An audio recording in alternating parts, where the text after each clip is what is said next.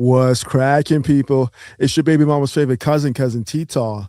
And today we definitely have a stupendous, wonderful, excellent, unknowable show for you. Today we are going to have a conversation with, of course, yours truly, but also Ram OG player Wills with the special guest, the master teacher BGS IBMOR himself. Now, today we are going to have a discussion covering class, culture, and the social landscape. Now, for those who may not know, I'm sure you already do know, but the master teacher BGS IBMOR has a channel here on YouTube, a few channels here on YouTube, but also a Patreon. And one of the most impactful contributions that he's made to these spaces was none other than his octane scale, or the octane model. So I look forward to having that conversation, and for everybody who can and will be watching it live and on the restream. But without further ado, let us bring to the stage the one and only Ram Wills. I'll be a player for life, so where's my wife? How we doing? OG player Wills, how you feeling today? Man, I'm feeling good, man. I'm feeling good here. Just want to chop it up with the master teacher. And without further ado, let's bring him to the stage. Here he is. Uh-oh. So I got the master player and the field master up at the same time, huh? All right. There you go. There you go. Definitely. This is definitely a behind the wall conversation. Y'all don't normally get a chance to hear this kind of stuff. So yeah. Yeah. So definitely everybody who is in attendance, soak it in. So before we really dive into the conversation, let's shout out the early arrivers. Yep. And hit the like button. And for people coming over from my channel, please hype the brother up, man. Hit a subscribe, because he's finally doing this on the front face, because he's been doing this for years on the wall, behind the scenes. Okay, so y'all getting this game for literally nothing. So absolutely. But hey, we like. Yes, like, share, subscribe. Super chats are definitely welcome, and hit the T-Taw Tabernacle. At the bottom of your screen is scrolling Ron Wills' information, not only Cash App, but his Patreon. Shout out to Truth Sayer 3000. How you feeling today? What's good with it, Tristan Fitness? There you go. And let's see. Love by few, hated by many. What's good with it? There you go. What's good? And Espresso. Solid panel today. Yes, indeed. Pharaoh was good. Salute to you as well. We have none only the three masters on the panel today, but we have Pimp God himself. It's Pimp God. Hey, just did the show, man, in your article, value your light and attention, man. There you go. There you go. Says, sup, cousin and my two big brothers. Absolutely. Salute to you. What's good with you, Joe Blast? Great to have you all in attendance. Yeah. And also, if I don't know if you can, if you're on YouTube, cousin T, please give Ram a wrench so he can actually put in his information. Type it in. Oh yeah, let me. That's a good point. Add him as a moderator, and also at Pimp God 2. I think at Pimp God 2 as a moderator, where they can actually put in their details. So all right, so okay, we're gonna do this and this. So this will be the first time I'm working with the nuts and bolts and screws in here. So here you go. All right, Ram, you should be good. I don't know if you had a refresh for that, but let me see. Ram's an OG. He know how to do this. There you go. Where did Pimp Guy go? Let me see. Should be highlighted. All right, let me take it down. And then it will do it this way. I'll bring you back up. All right, we'll get to it. Yeah, there we go. There he is. All right, I should be able to do it that way. But I don't want to waste any time with having you as a part of this conversation. This conversation basically centers around what you have produced. I don't know when you came up with when did you come up with the octane scale? What The impetus is in 1987 because I had my fiance is a girl that came from the projects, and she went to school and she got a corporate job, and she started working in IT. So she went from the bottom to damn near the top. So, and the thing mm, is, it's a mix of people that she was around, but things where she wanted to go. So she was definitely a climber. She would be like Molly mm, in Insecure, okay, which is a 92 climber, mhm. and and stuff that she aspired to like. That's why I called her a high octane chick. It's because she aspired to be a high octane chick, and you go around people that make were making hundreds, six figures in the '80s was a lot of money. Okay, and those kind of guys she was around. She was around military guys that were colonels and stuff like that, and she liked to go to her friends had mansions and stuff like that. And plus, I went to an upscale high school. I was around kids Mhm. like that, so Okay. that's why I came up with it. And I just called her a high octane chick, and um, that's where it started. It started with almost 30, well, almost 40 years ago now, really. And so I've been acquiring this stuff over a period of time. So by the time you guys heard it, had been like 20 years in. Uh, Gotcha. and I Eh, and at work I used to actually get a whole bunch of women together and classify them, and they would agree. Okay, Mm. with the stuff they like, the kind of habits that they had, blah blah blah. They would actually agree, even down to the restaurant they wanted on the first date. Now we're definitely going to get into the mating, dating, and relating aspect of it very, Hmm. very soon. Uh, Hmm. but I really want to focus on sort of the groundwork that went into um, the octane scale. What population or what demographic did you use as your sort of case study or your focus? It was African American because I really wanted to center on African American because even though um, all people have class, okay, Mhm. like in Africa, there's three different classes of women in say on the continent, right? Okay, and I was questioning them, which is three, which is the village girl, the ghetto girl who's city but not fully educated, and I call uh, the city girl, which is educated and upscale stuff like that. So there's three different classes there. With here there's five, okay, because we're Mhm. Mhm. so bifurcated. Mm. Um, and so that's why I did. And plus, black people don't recognize class the same way that other people do. Like in Africa, everybody knows, okay, what class you're in. Okay, you Mm. can recognize it by how they stand, how they wear, what they wear, how they talk, and and most time where they live. You can tell exactly what class they're in. Black people's a little harder.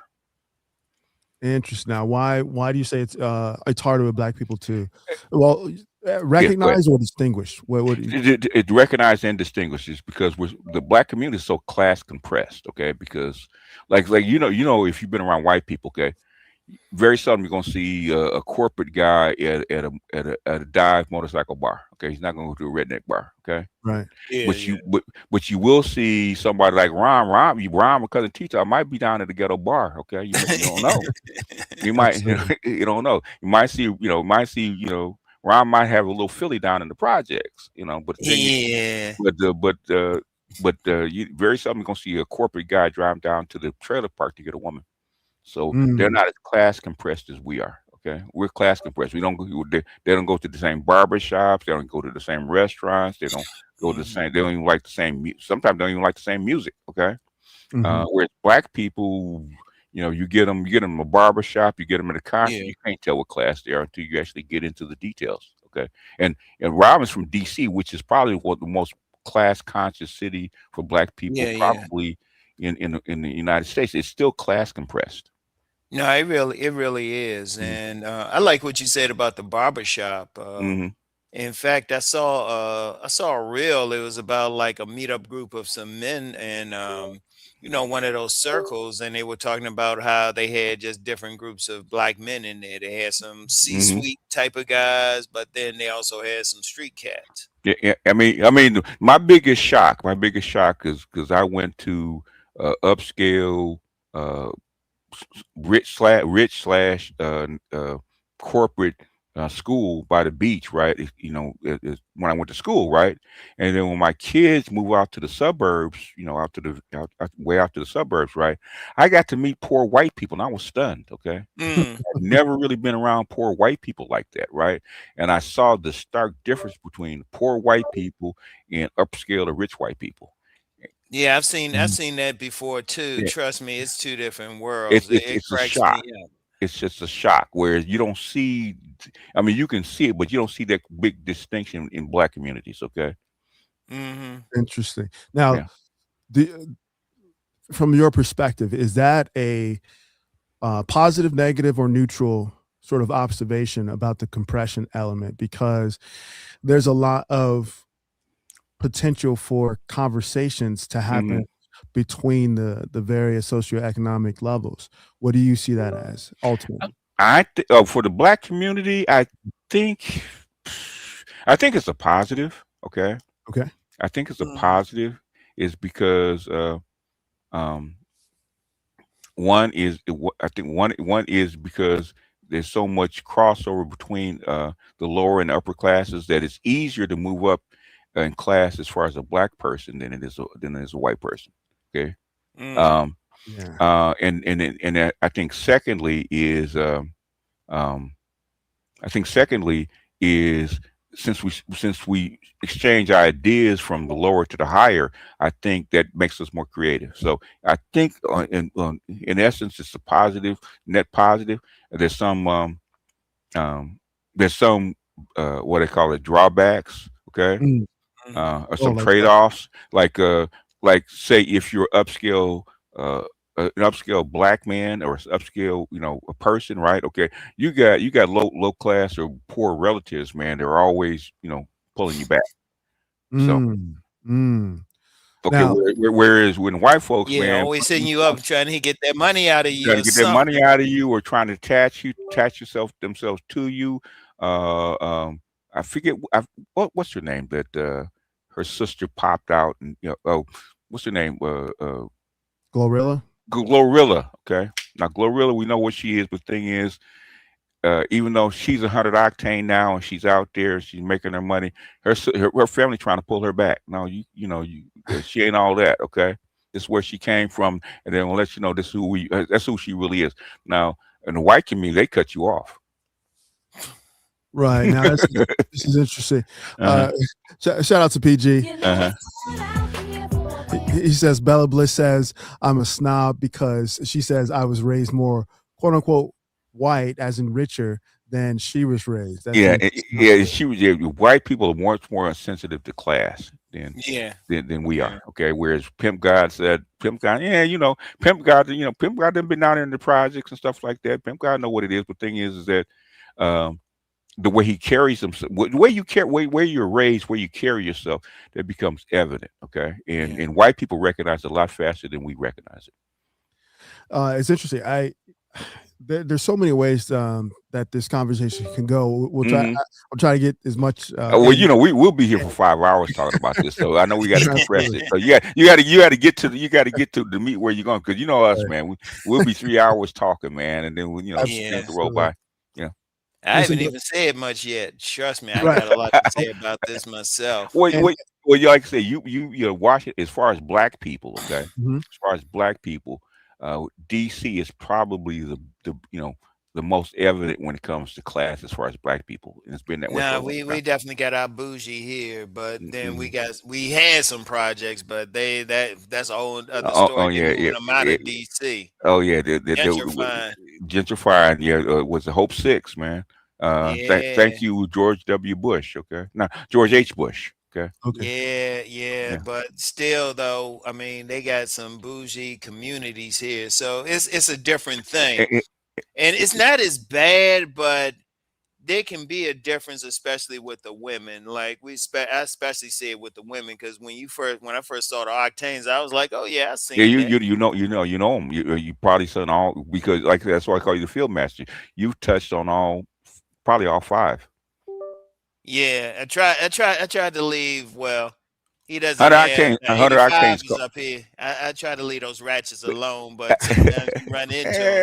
I'm Hey, gonna tell you what with the ratchets though. uh huh. any of these people want to be straight up, you gotta be straight up with them because they'll let you know if they want to like hook up with you or Yeah, something they do. right They're away. upfront. They're upfront. Yeah, Yeah, you gotta be straight up. Don't be yeah. subtle with them. Straight up, just tell them, "Look, girl, I want to take you behind this Motel 6 or Hmm. make Oh yeah. or Oh this yeah. seven Oh yeah. eleven." You just Oh tell yeah. them straight up. You can't play around. No. Meanwhile, you do with those 92s and stuff. You got to play that Negro geography with them. You have to you have to qualify for them for their time. Okay. Mm, Exactly. That's the And thing. You they have do to have to qualify you, qualify. yeah, because 92s, uh, uh, 92s, corporate, educational wise, of their reputation is far more important than anything else. Okay, sometimes Yeah, right, more important than their money. yeah. right. Only way Now, you can get with them otherwise, if you ain't in their group, you gotta be very discreet. You gotta be mm, very quiet. Well, yeah, you got to be a 12 to 5 guy if you're not in that group. Yeah. Yeah, there you go. exactly. Mhm. No, very good point. Exactly. And Now, act like if you see them on the street, act like you don't know They them. don't know you. Yeah, in fact, Mm, I've heard a few people that have dated Washington D.C. 92s, and and they will tell you, "Oh, I like you, but I can't bring you around my friends." Okay, right. mhm. yeah. And I hope we can stay with the on the East Coast, specifically in the DMV area, Mhm. because there are a couple books that I want to reference. Of course, there's some books I want to reference. Mhm. But on the screen right now, for those who are looking, this is a page from the Seduction Scriptures, of Very course. very good. Very good. Um, and when I first heard, let's see, I started writing the book in 2018, and I published um, in March of 2020 on the best month of the best Mhm. year ever to do that. Mhm. But this is sort of a snapshot of what I wanted to include in the book in terms of behavior, in terms of how they dress, sort of the uniform. But as you'll notice, I did not put the 85 octane. But you Uh, put the diesel in there. I'm saying you put the yeah, diesel in there though. absolutely. And this was very specific because Uh, from previous conversations that we had about 85 octanes, basically, mhm. I see them as a social science project, right? Okay. Um, well, because we've had a lot of conversations and we've made a lot of videos about each each grade or each Mhm. level of the model, Mhm. and in my determination, Mhm. the 85 octanes represent 12% of the population. Okay. That's about right. Yeah, about right. And this is just, from just research from, the demographics websites. Mhm.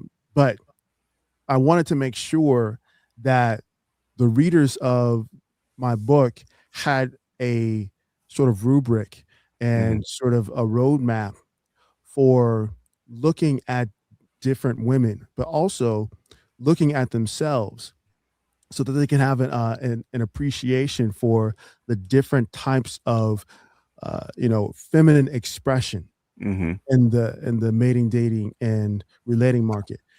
So that's just one part of this. Okay, another really really important part, and this is why I'm so glad that you guys are starting in with the DC or DMV area, Mhm.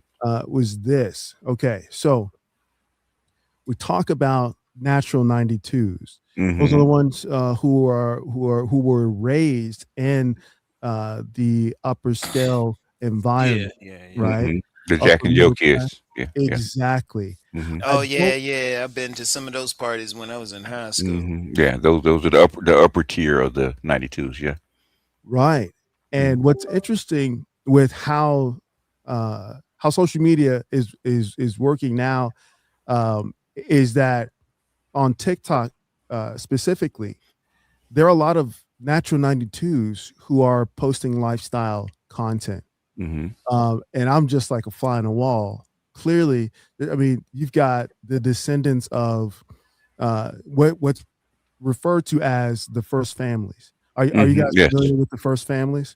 Mhm. Mhm. So, Yeah. for those who may not know about the first families in Black American culture, here's a good book, of course, the first one. It's called Our Kind Kind of of People. people. Yes. Okay. Oh Yeah. yeah. Lawrence Graham does a really, really wonderful job at documenting uh, the history of Black American elites. Okay. And basically, for those who may not know, the first families are considered the first Blacks post Reconstruction who were millionaires, who were entrepreneurial, who traveled north to establish their legacy. And you had to be associated with a major university, had to be associated with a major church, just like you have the first lady or the first families at a church. The first families are sort of the cornerstone of the Black elites in America. And when BGS was talking about the natural 92 octanes and how, from a man's perspective, if you were not raised in those areas, if you were not raised, in those spaces, you don't necessarily speak the language. You don't know about this, for example. Now, this was a major campaign launched, I think it was last year, either last year or 2 years ago, about by Ralph Lauren. There was a designer who graduated from Morehouse who pitched the idea of a collection dedicated to the Black elite aesthetic. And that's referred to as the Oak Bluffs collection of Ralph Lauren. Now, I put these pictures up specifically to see if you guys can catch sort of a pattern in just how they look, how these models look. Okay. So when we talk about old money, we talk about DMV, the exclusive spaces. There is an aesthetic, there is a look. And BGS has pointed this out in quite a few of his videos, especially when we're talking about the breakdowns of Insecure. Right. If you notice the aesthetic of these, now these are definitely first family kids. All right. Yeah. One of the things that are very distinctive is that they don't, the men or the young men, they don't wear facial hair. Okay. Very clean cut. Very clean Yes. cut. Very clean cut. Very clean cut. If they have any tats, they're well hidden. Well hidden. Yeah. Well hidden, because there's a lady, them particular young lady. I call everybody young. She's a little bit older, but she's part of that group. And I always remember when we went to an event. It was down in Richmond, and it was upper class. I had to make sure, and just looking at the men, looking at the women, and how everybody was fit, everybody was talking a certain way. And I think I told y'all about that. Remember, there was a big issue because somebody had moved the placemats around or the table settings around so they could sit next to somebody, and that was a big issue. I mean, it was a thing, but these were millionaires. These were guys. They wouldn't be called street. They would be called bougie. And I mean, it was on some different stuff. It was on some different stuff. Like, you probably, even though Master Teacher BGS had talked about, there's not as much of a difference. You couldn't see these guys just hanging out in the hood. You couldn't see them unless it was a barbershop, of course. Well, of course. Yeah, I mean, there's certain intersection points where Black people will intersect. Even they always have. Yeah. Even when I was at that event, we talked to me and the guy next to me who was $1 million dentist. We were talking about stuff, and he was asking me what I was doing. I wasn't going to be like, oh yeah, I'm a content creator. I was like, oh yeah, I'm just in media, and that's all he needed. That's all he needed. But when I went down there, when you talk about clean cut, right. everything was shaved off. Everything Yeah. was shaved off. And it was funny when I drove down there. I actually left my watches at home. I actually stopped and got a watch because I said the way Wow. these people are. And I remember, and I Mm-hmm. think I told you this before. A woman said, "Hey, what's your name?" And I said, "Rom." And she said, "Rom what?" Right. She wanted to know my last name and everything, Right. you know? And as you can see in this particular picture right here, I specifically picked this one from that campaign. You notice the older gentleman, the mature men in the background, right?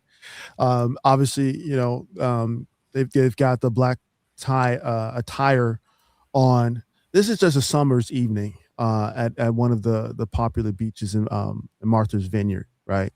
They call it the 5 to 7 time, right? Mm-hmm. The time after work. Well, us pedestrians, we would refer to that as happy hour. But when you're hobnobbing with the elites, right, in the vineyard, it's the 5 to 7 time, right? And they're wearing their sports coats. They're wearing specific attire. But even the sort of patriarchs of those spaces, no facial hair, clean cut, hairs, close to their head. But one thing that I want to bring out that was apparent throughout these ads, right? And you're going to know exactly what I'm talking about as soon as I say that. The majority of the people in these ads could pass the so-called paper bag test. Yes, your paper bag test and the comb test. Right. Uh-huh. Mm-hmm. Right. The bone straight hair. Yes, Mhm. exactly. Oh, yeah. Well, I mean, when you talk about, especially in the black community, Mm-hmm. I mean, especially when you talk about that upper class and that class thing, let's just be real. The first members of that upper class came They're from the mixed. white community. Yeah, Yeah, they were they're mixed, mixed. They're mixed. Yeah. and In, fa- they, in, fa- they were big on that thing.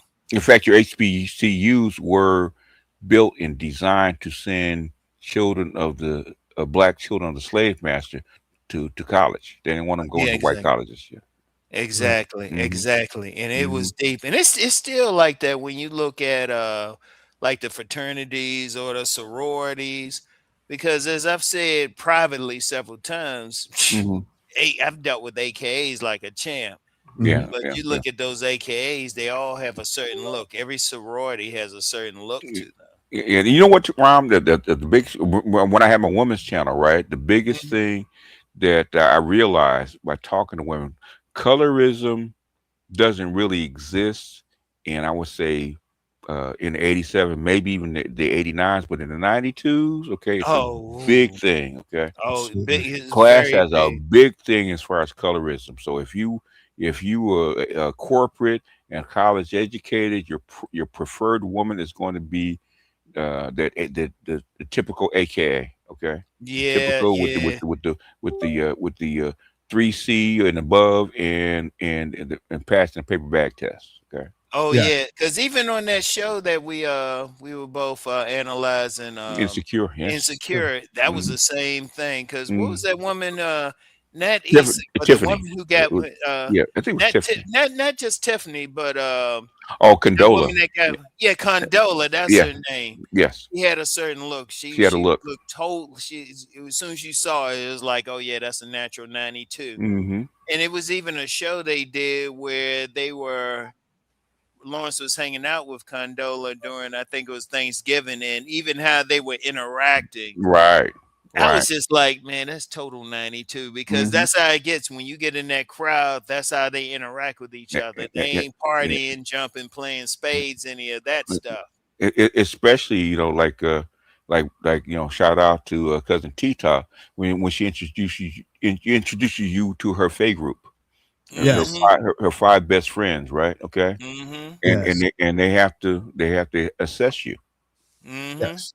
They are Yeah. they are going over everything with a fine-tooth comb, what you're Hmm. wearing, how you Hmm. speak, how you present. Like Hmm. Rom said, what's your wrist wear, right? What's your watch Hmm. like? What Yeah. car did Yeah. you pull up? Did you have a private car service? Yeah. Real quick, shout out to Andre. Appreciate that, Andre 420. He says, "Game recognized, game. I'm here to sharpen my sword." Yes, indeed. We know who you are, Andre. Oh, okay. Yeah. Yeah, we know who he chases. Oh, okay. Okay. Anyway, yeah. Fair enough. Yeah, no, but that conversation, because I remember I was at a New Year's Eve party. I was invited by Delta. Now they Mhm. ain't quite up there. They're a little down to earth, but Yeah, they yeah, can do their bougie thing too. yeah. They're still And bougie. it was some stuff, but I remember the young lady, she was acting a little funny. Now, if we had smartphones back then, I probably would have rolled out. But then I Hmm. saw it hanging out and we started playing Negro geography. Oh, you know this person? Oh, you went to Hmm. school with this Yeah, person? yeah. When she saw I was cool with them, oh Hmm. man, she got super friendly. She wasn't tripping anymore. Yeah. I was just like, yeah, that's one thing when you dealing with especially with that 92 group. Mm-hmm. It ain't just about how good you look to them or something. It's like, can you fit into their Yeah, group? yeah, yeah, yeah. In LA, it's your zip code. Okay. Oh, okay. Oh, really? Mm, Okay. Okay. Hmm. okay. Oh, right, like 90210 or something like that. Well, 9210, basically, Carson has a zip code.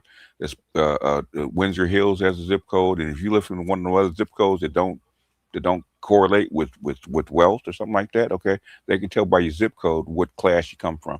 Mm, 'Cause Hmm. that's your neighborhood. Yeah. So mm. Interesting. And so what are they like, homeowners associations that enforce, no, no, no, uh, no, no, no. It's not keeping homeowner people out? association. In other words, well, LA is cost. Okay, as you Right. go up the scale, it's going to cost you more. Mm, Right. okay. Okay. And a woman will always ask you, well, where you live, where you live, what you drive is more important than what you wear. Okay, Mm-hmm. in Interesting. LA, okay, that denotes class, and then what you do and all that kind of stuff comes later. Gotcha. Yeah. Gotcha. Mm-hmm. Shout out to Charles Faulkner. Poppin' twin. It says natural 92s get upset with, let's see, when you don't speak for a few days. Let's see, talk it over brunch, right? 92 climber will resort back to hood tactics such as trying to throw hands and putting on Vaseline and making a And scene. make a scene, or slashing your tires, a few other things that they do, but Yeah. that's neither here nor there. Yeah. Yeah, they always doing that. Man, those 92 climbers though, they crack me up because in the hood they were just Lynette or whatever, but Uh-huh. they start climbing, they become Lynn. Oh yeah, they And do. Yeah, they and will. name They will. change, Yeah. voice tone change, Yeah. Yeah, everything. yeah, yeah. Because my my Okay. Change. my my 92 climber had a ghetto baby name, so yeah, Yeah. But they Right. change that up as soon as they change and they might not go back. yeah. But yeah, you piss them off, yeah, that Oh yeah. hood Oh, comes out. it comes out. It comes out. It don't go away. They just have it buried. But yeah, you piss them Yeah. off or something, you can Yeah. find out. Yeah. Right. Yep. Yep. So I want to But say really before. on a deeper level though, Mhm. what we were talking about, like that paper bag test and that Right. cologne Yes. test, Mm-hmm.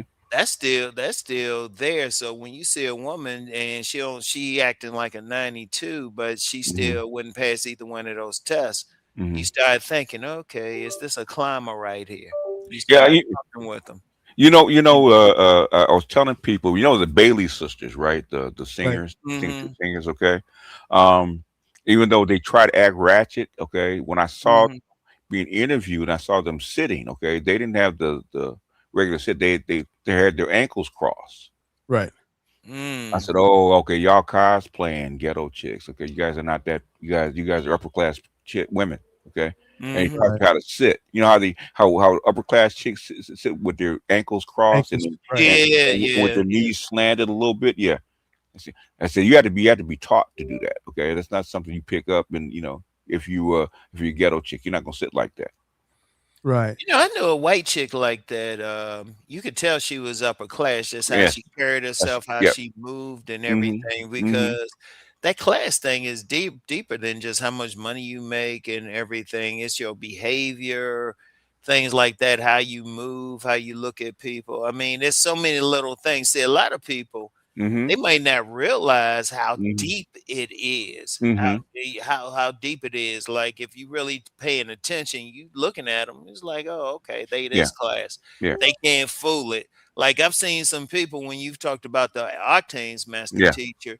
and they'll try to say, "Oh, everybody's same class." It's like, no, No, they they're ain't. not. Very No, they're close. No, not. they not. They raised differently. They gonna like interact with you differently, Hmm. Hmm. look at you differently, dress Hmm. different. It's Hmm. so many little. It's so many little things. I Yeah. mean, Hmm.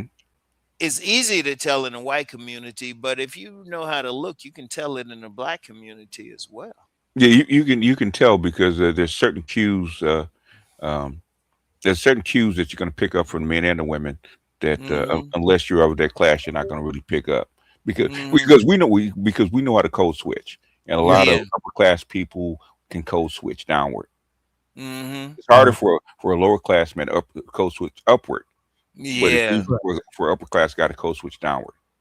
I've Yeah. seen some try. I've seen some try. It's like, baby girl, no, just Yeah, yeah, but the thing is, and that's another thing is as far as class is concerned, okay, and Rom and because the teacher probably will tell you we're real sensitive to it how people speak, Yeah. hmm and sometimes people can use big words and stuff like that. We can tell the class you by how you use your words. Yes. Yes. Yes. Yeah. Where Yes. you place them. How do you set up the next sentence? And Yes, yes, yes, yep, yep. Your real tone, quick, all kinds. Yeah, go ahead. absolutely. Shout out to Charles Farker. Appreciate that. He says, I'm not trying to put myself out there. I love the show. I love the game being spread. Yes, indeed. You know, I might need a refresher course, need another cigar lounge conversation. Hashtag That's so Obag. bad. Should we give him the, there you go. Yes, sir. There you go. I got one for him. Candygram from Mongo.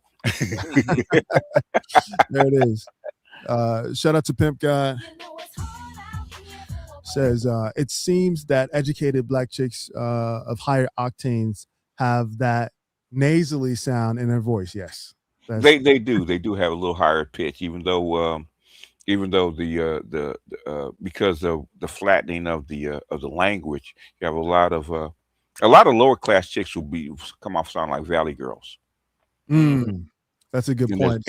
there's a difference. Okay, Yeah. there's a difference. It's a very good distinction. Hmm. And without putting any clients out there, all right. So salute to all you guys.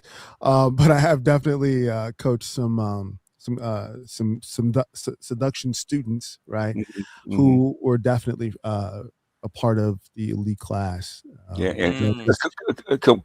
Kamala is a through and through AKA. Her parents were two PhD people, so Yeah. she is nowhere near a lower class person. Even though her nanny was a working class woman, that's where she learned some of that stuff from. But she is not a low class person at all, not even Nah. close. Yeah. Right. So let me ask you. I'm sure you're familiar with this, BGS, in Hmm. terms of this marriage that happened between I think it's the third grandson or the second grandson of Haile Hmm. Selassie, Prince Noel. Hmm. He met a Harvard grad at Hmm. a DC nightclub. Hmm. Okay, and I Hmm. guess it was love at first sight. Hmm. So they say. Obviously, his people put her through the vetting process and Hmm. and things of that nature. But it's just one of those situations where you have actual royalty Hmm. meeting up with the black elite in DC. Hmm. What are your thoughts on this in terms of class and culture? She's a Harvard grad, and he, he's who he is. That's a very, very narrow pool. Okay, Yeah. those what I call these people global elite. Okay. Hmm. Okay, those are global elite people. So they're in a very narrow band almost of their own. Okay, it's hard to really place them because sometimes they can be famous, sometimes not. Okay, say like the Obama girls. Okay, Hmm. where do you place them? They're global elite people. Okay, Right. is because the people they interact with are so high up across the globe, man. There might be the 0.01% of people. Right. Mm. Right. Absolutely. Yeah. And I'm going to take this down for a sec because there's of course another book, but it's written by the same author, Lawrence Graham, and in this book, member of the club. Member of the club Yeah. and what is it? The Black Bourgeoisie by Frazier. Yeah. Yes. I bought this twice. Okay, really? I enjoyed it so Mm. much because of the experiences that he relates. He got a lot of trouble from the black elite for writing out those 2 books though. Yes, Yeah. because he named a lot And of names of the first family members. Mm-hmm. Well, Uh, they like to keep a low profile, They do. man. They They, don't they Mo, you ain't Mo, you'll be hard pressed to find them on like social media or something. Maybe some of the younger ones now, but a lot of times they keep their stuff quiet. yes, very They quiet. live in their Very quiet. neighborhoods quiet. Yes. They gonna be real quiet about their stuff. I mean, Mm-hmm. that's just how they are. You can't even say they're doing it for a particular reason. That's just how they are. The thing is, and I noticed this because I know a bunch of black millionaires, and they like to keep low profile is because they don't want people. Black folks, most black folks are the lower end of the economic scale, so they don't want black folks Targeted. begging, begging. Mhm. Yeah, Oh they'll yeah, target. I didn't even want to get that Yeah, far either. But yeah, yeah. That's why. somebody Yeah, hitting them up, somebody hitting someone them hitting them up up. or Yeah, something. yeah. So trying to get some money, trying to get some free something, whatever. Trying to Right. say, hey, you can hook me up. Mm-hmm. So that's an interesting point, and here's one of the main reasons why I really enjoy this particular book. Mm-hmm. In this book, he recalls his college years at Mm-hmm. Princeton, right? And Mm-hmm. there he was there during a time when they started selecting. They were doing like the affirmative action thing, Yes, and yes, they yeah. started selecting applicants from inner city areas and Yes. not sort of quote unquote non-traditional areas. Right. So he recalls an interaction that he had with a so-called, what he said, a soul sister. The way he set up this whole sentence was, Mm-hmm. it was like, for me, the highlight of the book. And this is really how I want to set up this next question that I want to pose to both of you guys in Mm-hmm. terms of culture, right? Mm-hmm. On page 210 of this book, he's talking about engaging with the students who came from inner city areas. Now, Mm-hmm. of course, Mm-hmm. he's from an upper middle class background. He's Mm-hmm. familiar with the first families and all of their mores and their protocols. Mm-hmm. He's talking to those who were activists at that time, Mm-hmm. unheard of at Princeton at the time, Right. especially around black elite spaces. Right. And so there was a party that he went to, and he Mm-hmm. felt so out of place. Right. And he Mm. tried to talk, have small talk or conversation. First of Mm-hmm. all, what he Mhm. was wearing was Mhm. Carlton Banks couture, right?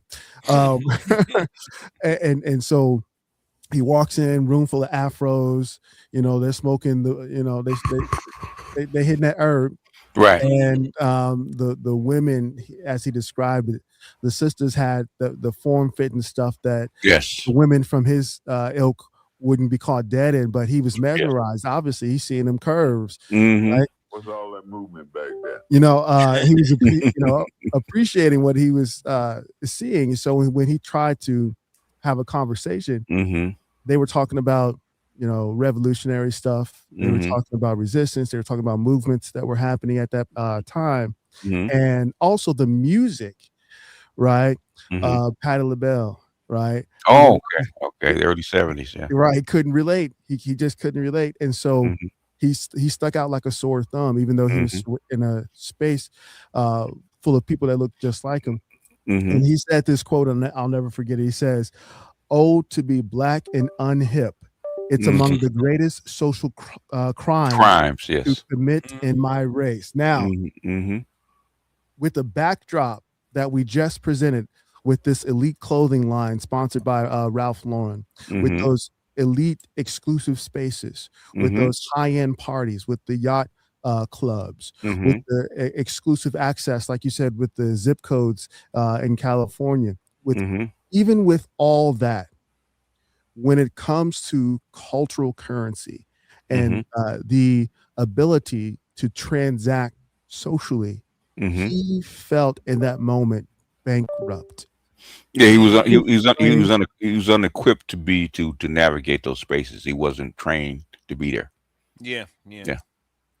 Isn't that one of those great ironies about Mhm. class, culture, and the social landscape?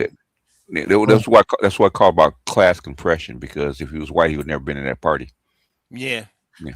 Right. Yeah, you see, he was trying to be there, but he couldn't really relate to him. Yeah. This is a whole different thing, Yeah. It's a whole different because thing. that's one of the things with the classes. I Hmm. mean, when you talk about classes, each one is a culture. Each one is a subculture in The itself. subculture itself. Yes. Yeah, and so people, he just wasn't used to it. That wasn't his space. He was just Hmm. like, what the heck? Now, if Hmm. you put him in another situation with people of a similar class, he'd be all right. And, But and, shoot, and and you, if you try to bring one of them to one of his functions, they'd find that they'd encounter the same thing. exactly, Yeah. exactly. Yeah. He actually even remarked about being being invited to meet one of the social elites. Descendant of the first family. It was Hmm. a young lady at the Hmm. college, Hmm. and so he was going to be introduced by one of his white friends at that Hmm. college, Okay. and his white friend kind of like sent them off, so to speak, Mm. because his white friend knew that this young lady did not like black guys. Okay. Okay, this is a Mm, black lady, but she's a part of the first families, right? Okay. mm, So he, of course, Lawrence Graham, he knows people, he knows the name, he Hmm. knows the names, he knows the functions, Hmm. the what are they called, the escort, being escorts at the ball, right? Right. Right. mhm, Um, I guess mm, it's a certain southern thing and elite thing, but Hmm. he was made to stand outside her dorm room Hmm. while someone went in to speak for him. Like Okay. he mm, couldn't even Oh, enter oh, the oh, oh, space. oh, yeah, oh, yeah, this going way back to the courtesan days. Yeah, yeah, Yes, yes. mhm, Hmm. yes. So what I thought was so interesting and so refreshing Hmm. was that he acknowledged that there's such a spectrum of culture, and Hmm. um, there is so much to explore in terms of hip hop, in terms of jazz, in terms of R&B, in terms of social spaces, in terms of card parties, in terms of there's so much richness to Yeah. the experience throughout the class structure, right? Hmm. From Hmm. 87. I'll wink at the 85s, okay, for this exercise. I'll wink at them, but from 87s all the way up to the diesels, right? Hmm. There's always something to learn and to take away and to appreciate. Hmm. What's your mhm. position on how the average man, we'll just say between 87 and 89 octane, how should he approach the modern dating scene, in your opinion, in terms of considering class? BGS. Oh, okay. The first thing, okay, because I've had to do this a lot. First thing is by need. Okay, what do you need out of that particular woman? Okay, Mm, um, if you mhm, just need a woman to, if you just need a woman just to roll up, roll some blunts and have sex with, and drinking that car party, you need 85. Okay, if you need a woman that's going to be happy with a couple of vacations a year, and they're playing spades in the backyard, that kind of stuff, and going to was it not Benihana's, but um, a, a, a basic chain restaurant, and she's good with it, okay, and she's not gonna bug you about doing better or pushing you to be better, then that's an 87. She's happy where she is, mm. okay. Yeah, yeah. When you get to 892s, okay, they're gonna push you, okay, because Mhm, they're ambitious. You know, mhm, Mhm. it's sometimes if they're not where they want to be, they want you to either they're going to pull you or push you to where they think you should be. Okay, according to their group, because like the Fay group, they said, okay, she's doing this and she's got this corporation and she's got this, she's got this she's got these grants and stuff like that.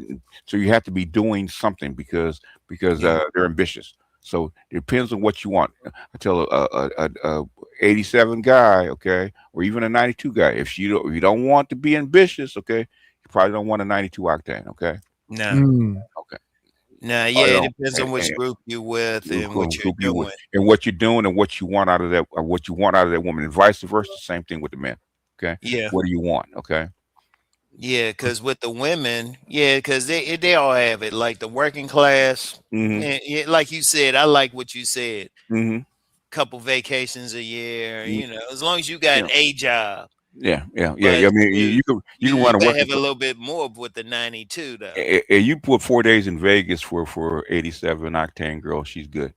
Okay. Hmm. Mm, Yeah, mm. but that's just that's just Tuesday for a 92. Yeah, 92s, man. You might have to go because Yeah, yeah. I got a It, few 92s that I follow on IG, and I can tell by uh, where they going to eat at and all of those things. You gotta go a bit further. You gotta be talking about a bit more. mm-hmm, The restaurants they go to is mm-hmm, like, you can't be talking about, hey, let's just go to Outback or something. mm-mm, At the mm-mm. very least, you talking Ruth Chris. At At the the- at- very Mm. least. yeah, yeah, yep, yep, And I'm yep, saying yep. at the very least. And a lot of 92s, if you notice, Rom, they go to restaurants that most people probably have never heard of. Right. Exactly, exactly. There's a lot Yeah, of spots that 92s go that they never had heard of. When I was dating my fiance, right, there's a lot of places that most people wouldn't even know that even exist, even though it was very popular amongst corporate people. But yeah, they weren't chain restaurants and they weren't advertised, and they all knew where the spots were. yeah. Those Michelin star Yeah, yeah, restaurants, yeah, those restaurants you oh, go there, they don't even have prices on the menus. even the small cafes for breakfast, okay, they don't advertise, okay, they don't Hmm. Right. advertise, and you look around, and say, oh, okay, like okay, I get Hmm. it, okay, Right. Hmm. yeah, Absolutely. And yeah, that's a benefit for any man who wants to just expand his dating palette, just mm-hmm, to see what's out there and mm-hmm, having an open mind. mm-hmm, But I will say, there are a lot of neurotic women in the mm. 92 octane Oh, very much so, yeah, category a for lot of some pressure. reason. Mhm. Right, Oh okay. no, they're under pressure. They're under pressure to Yeah, perform. Okay, where yeah, nah, they they are. they are, and they have a lot of expectations for themselves and from their group. Okay, and if they don't want to fall behind their group, so if uh if my girl just got a $5 million grant to run a corporate run a charity or run a grant or something, right, or start her own business and got a round of funding, okay, that means I got to keep up with her. There's a lot of Hmm. pressure to keep up. So yeah, they're Yes. gonna be more how can I say, they will be more High neurotic. strung. Yeah, high strung, yeah. Uh, real Yeah, quick. yeah. And Seriously, because they which is why they always look doing which some where they stuff. look like one of you guys to take some of that pressure off of her. In other words, You beat me to it. Look. okay, go ahead. I'm sorry. Go ahead. Yeah, Uh, jump in. Don't tell you. You know you seen it. So no. Shout so out to Doctor CD 2933 tuition and fees. Yes, yeah, indeed. No, yeah. Go ahead. because Speak on it. Speak on it, you cousin. already know. You already know. Yeah. I was just about to go there Uh huh. because I've definitely dated a lot of 92 Mhm. natural and climbers, Mhm. Hmm. and they know what it is Mhm. off rip. Mhm. And it is exactly as you say. We're well, me. I'm gonna speak for myself because I come from a working class background, and I'm Mhm. not ashamed of that. And you know, I express that openly, and so those women know what it is in terms of why you're there, why Mhm. they're in your presence, in your company. Right. You are the type of man who is that getaway, who is that, I don't want to say fantasy, but you are that stress relief. You Yes. are Yeah. the outside dark horse Mhm. who can help relax her, help take her mind off of trying Mhm. to Mhm. Mhm. perform for Mhm. Hmm. the men of her ilk and her social circles. Now she's Mhm. going back there, okay, when it's time to Mhm. get Yeah. back to business. But yeah, Mhm. you Yeah, are well, that state. the highest value that a 92 octane woman can have is to have this powerful husband, to be the Yes, Yeah, wife of a powerful husband. yes. yeah. Yeah. People who are listening, don't let the social medias fool you about don't need no man and Mhm. decentering men. Those things are never said in those elite spaces. It's not Mhm. even. It's not. It's Mhm. not. They don't even laugh at it like as a Mm-mm. possibility. Mm-mm. In terms of their mobility. Yeah, if you're a 92 octane and you don't stick the landing, they will always. You hear them all the time about not being married, not having kids, and yada yada yada. They really get hassled about not sticking the landing, finding a successful husband and having those successful Mhm. kids. They really Oh get yeah, hassled about that. Yeah. yeah, definitely, Yeah, definitely. that's how come you see all those people like Tracy Ellis Ross and those kind of and Maya and those kind of people always talking about I'm single, I'm happy being single. No, they get harassed all the time about not sticking the landing, not having a kid, and not having a husband. Now Maya, Yeah. she's an interesting case. I can already analyze Maya. She's She she's is she's a, not. she's a DC chick, isn't she? Is she? Who? I don't know. I think she's a Maya. DC chick. Is she in Maya, DC? the Maya. singer, the Maya, the I think. singer. I think she's a I'm DC trying to chick. think. I'm trying to think. Is she? I think so. I think she. I think I she think she's a might be. DC chick. Yeah. I don't know. I ain't paying that Yeah. much attention to Yeah. her, Yeah. but Yeah. she bougie. But Yeah. Oh, Well, to she's say the all. least. I can tell she's not neurotypical. Like just No. in the conversations Right. and the way that she presents and speaks, she lets it slip out, and Mhm. it's really hard to her her her sort of mentality and the way that she approaches things, Mhm. especially when she talks about engaging with men Mhm. or just in a social scenario. You Mhm. can tell that she's off. Like I've engaged with artistic women like her, right, where she has to practice in order to show up in public. Right. Right. mhm. So I know I can just say that part of what goes into her being celibate for so long and the steps that she's I think taken, I think I she's think that's asexual. definitely I think she's asexual she personally, but could be. She yeah. could be. Yeah.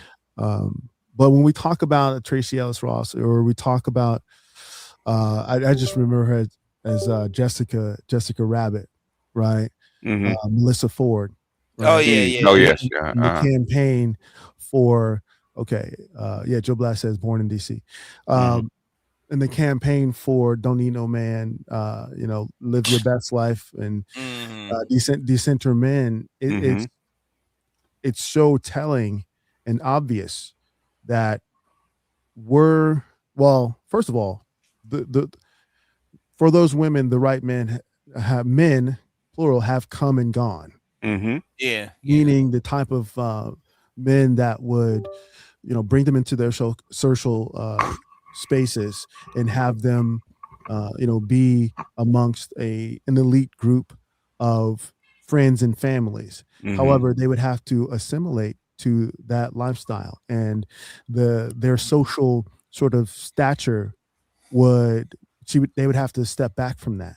And I think that Mhm. that's too alluring and too addictive to a Tracy Ellis Ross and Melissa Ford. What do you think? Mhm. Mm, I think the reason they stick to landing is because of their personality. They had the guy, but the thing is they couldn't keep him. Mm. Mhm. So, they're making excuses about it now. Um, Right. Same thing with Maya. She had a guy, but her person, and there's also what they call the pretty girl problem. Okay, Mm. Mhm. there's always a better guy. You know, Mhm. there's always a better guy until there isn't. And I Yeah. think Maya talked about that. So there's always a better guy till there isn't. Right. Mhm. And it's interesting because you have what was that news reporter's name who ended up um, giving birth via in vitro fertilization, like Oh, you have sperm bank. Ebony K. Williams. Right, Yeah, Ebony K. yeah, Williams. yeah. Yeah, yeah. Now, I will admit I do have friends who have worked at Fortune 50 companies who took that route. Okay, Yes. Mm. who are 92 octanes, Yeah. mid mid six figure salary, Mhm. who took that route Mhm. and went to a sperm bank Mhm. and had a baby that way. Mhm. So, Mhm. but it takes a certain level of socioeconomics to Mhm. be able to support that vision and support And you that got lifestyle. gotta have if you want to do that, unless you're lucky, it's gonna cost you 300K to do that. So Right. Well, yeah. yeah. Fortunately, she worked at a company, like I said, Fortune 50. who that was covered actually Discovered, as yeah. part of her executive Yeah, package. as their package. Yeah, there's a lot of them that did that in I think the 2000s, where they had all these women coming into corporate, and they actually wanted to keep them corporate, so they made it part of their package because they wanted them to work the 60, 70 hours and not drop off and and have a baby and raise a family. So they put it in the package. So Which is quite a sacrifice and quite what is the Faustian bargain, right? yes. Um, and I think that goes back to cultural values Mm-hmm. in terms of what's more important at the end of the day. Mm-hmm. I call it the destination, right? And that's going to be an entire conversation in and of itself. Mm-hmm. When we talk about who we are as men, specifically when I say the destination, the destination is the world that you've built. And your world reflects your culture, right?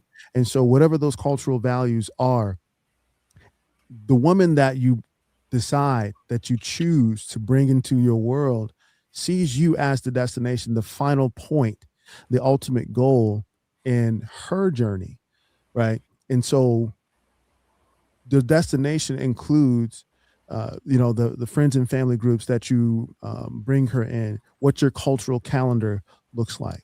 That's why that compatibility has to be there. That's why you need to know the difference between a working class woman, between a skilled laborer, between a degreed woman, and or a descendant, right? Meaning that she comes from a pedigree that you may or may not be able to crack into. So that's really the sort of focal point of why I included the octane scale in my book. Now, at some point we got to leave it open for you to discuss, because I know you've done formal presentations on the scale and how Right. into the greater society. Now, is this supposed to be the model just for a specific demographic, or can it be? It can be adjusted for other cultures, but the thing is, it's for African American people. Okay. It's very specific to African American people. Okay. Even though it can be adjusted to, say, like any American culture, but the thing is, it's very specific to us. Okay. Very interesting. Very. I mean, and it just shows how unique and how, like I said, diverse and rich the very, experience. very African American or Negroes, as we officially called, are very, very unique in the world. Extremely unique. So it's very difficult to actually map one to one to somebody else's culture. Absolutely, and we can talk group designations another day. I prefer the term foundational Black American myself, but like I said, we can that's another conversation for another day. What I wanted to make sure that we brought across in this particular conversation is, okay. Let's get to the fun stuff, right? Okay, we go ahead. talked about the ultimate position of relationship. Who you marry, who You marry, who you have right? children by. Yes, We've touched on dating.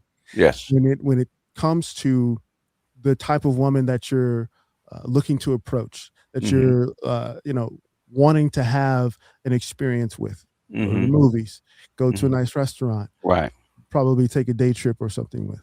Mm-hmm. In your opinion, we'll start with BGS then, because I know Rom has stories. In your opinion, Massachusetts BGS IBMOR, which octane, minus diesel, all right? You can't include diesel in this one. Okay. That would be too Can easy. include diesel. Okay, all right. That would be too easy. Which octane is the most interesting and the most enthusiastic in the bedroom? Well, they got to be 89s, really. Okay. Yeah. Really? I would say that too. It's because 89s are bohemian, and they're and they fluctuate between higher and lower classes. So they're experimental because they don't really. That's why 89s are that odd sector of women, is because they're educated, but the thing is they don't toe the company line. Nah. Either working class or corporate class. So they're very experimental. So they could be wearing. She could be wearing beads. She could be wearing. She could be wearing a hijab. She could be doing a whole bunch of stuff. Right. That's different because she's experimental. What's her name? What's her name? They had the baby by the NBA player. Okay, she would be classified as an 89, even though she was 100 octane. Is because she's Oh, very Brittany experimental. Renner. Brittany Renner, yeah, yes, and you Yeah, see, yeah, she flows from corporate to NBA hillside. She want to put on a hijab. She's willing to, you know, go half naked. She's very fluid, very experimental. So I would say yeah. 89 is probably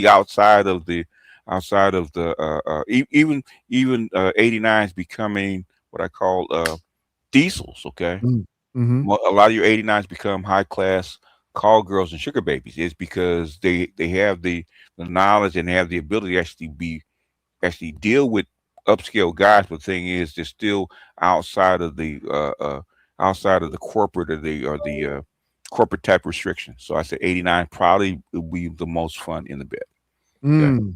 Okay. I Good one. actually agree with that because I Yeah. was going to say 89 myself Yes. because Yes. 92s, yeah, but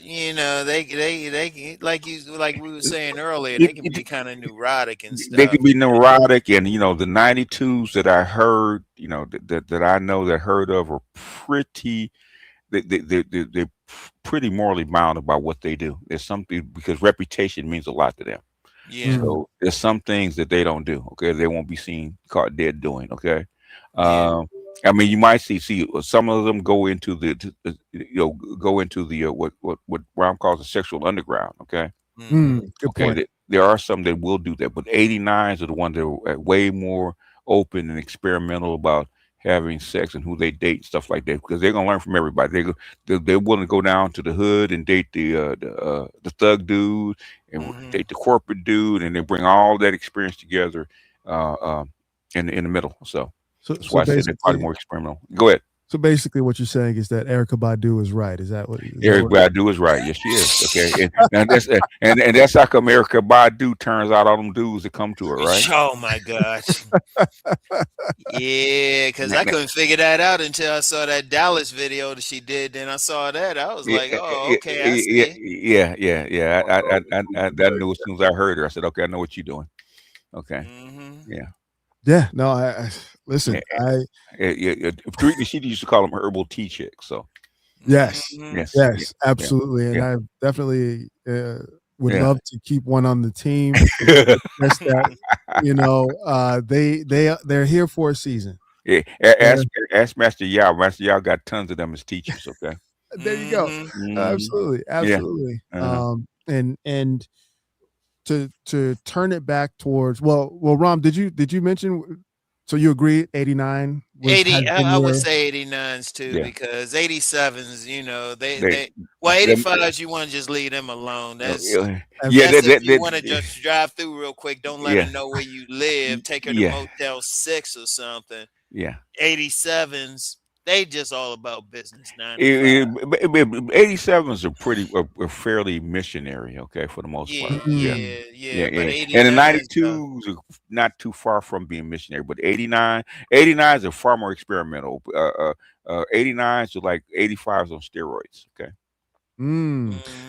mm, and the I'll say this 100s, well, That's a different class altogether. yeah. 100s, they're open to everything. So see, Mhm, that was gonna be the next, thought, right? yeah, What yeah, about 100 octanes in term because it encompasses that 1%, right? That right, top right, 1%, yeah, but it also includes those fresh-faced stars who are plucked from obscurity, right? yeah, The model who was discovered at the mall, yes. that's me dating myself, right?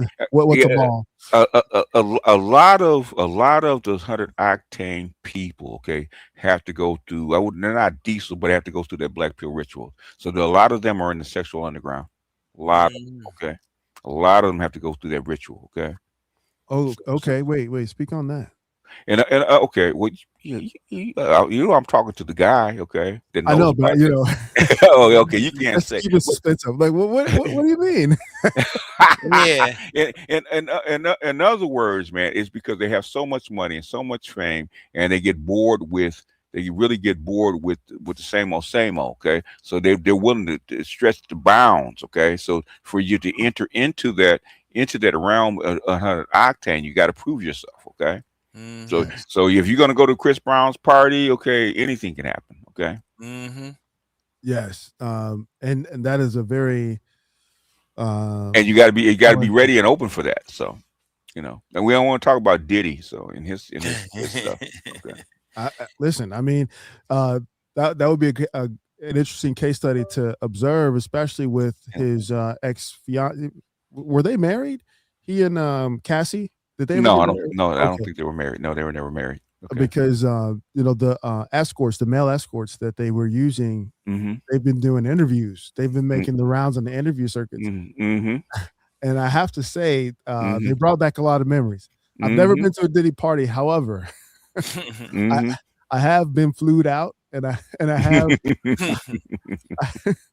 I talk about it over on the Patreon, but I have been a part of you know a sort of voyeuristic Mm-hmm. experience between like a club owner and you know his PYT. Mm-hmm. Um, so I and when they were telling their stories, these are two male escorts who Mm-hmm. were repeatedly hired by Mm-hmm. Diddy and Cassie. Mm-hmm. Uh, and they were like, well, you know, I won't go too far into it, but you know, obviously, Cassie loved him, right? Mm-hmm. Because Mm-hmm. she turned out to be very, very experienced and open in that Mm-hmm. space. Mm-hmm. But she said, or he was saying that Diddy loved to watch. Mm-hmm. Mm. I heard about that. Yeah, I Uh, heard about that. and I guess one of the incidents occurred when she kept requesting the same escort. To get emotionally Uh, attached to him, and he didn't like that. right, something like Yeah. that. Yeah. Yeah, it was a power thing. He Mm-hmm. wanted, you know, obviously Diddy wanted to be the center of attention, and you know, And you, I don't have to tell you. You know, we're not going to bring you out. But the thing is, okay, you are an appliance for people like Diddy. Okay, you're not really there to get emotionally attached. You're there to actually do a particular function like an appliance. yes, Yeah. and let me be clear, right? I have to keep Mhm. saying this as a former sex worker. Yeah. I understand and I appreciate that. Mhm. That's an agreement. Yes. There should be boundaries, Mhm. right? So Mhm. when they were relaying their stories, Mhm. and he said one time, you know, Cassie would text him Mhm. outside of Diddy's presence. Right. It's like, yeah, that is a violation. It is a violation. Yeah. Obviously, you don't have to throw, you know, knock somebody between the washer and dryer as a result. That's, you know, that's Mhm. another conversation. However, in those situations, you're hired to perform a service, Yes. and it ends, you know, at the end of the evening. It Yes. ends, Yeah. Yeah. you know, When the contract time is up, it ends. Yes. exactly, Yes. exactly. And Mhm. one of the most important rules of the game in that space is Mhm. discretion. Mhm. And Oh, yes. At that level, yes. yeah, That's why. That's the difference between making $200 and 20,000. Okay, it's Mm. discretion. Yeah. right, Keeping your mouth shut. right. Hmm. Um, but what happened in that regard, just to wrap it up, Mm. the one escort, well, both of them actually, both of them broke one of the most important rules, was don't fall in love with the client. Mm. Mhm. They started getting attached to Cassie. Catching You know, feelings. Yeah. Yeah. yes, they started catching feelings Mm-hmm. with Cassie. She was role playing Mm-hmm. basically, sending them love notes and like, you Yeah.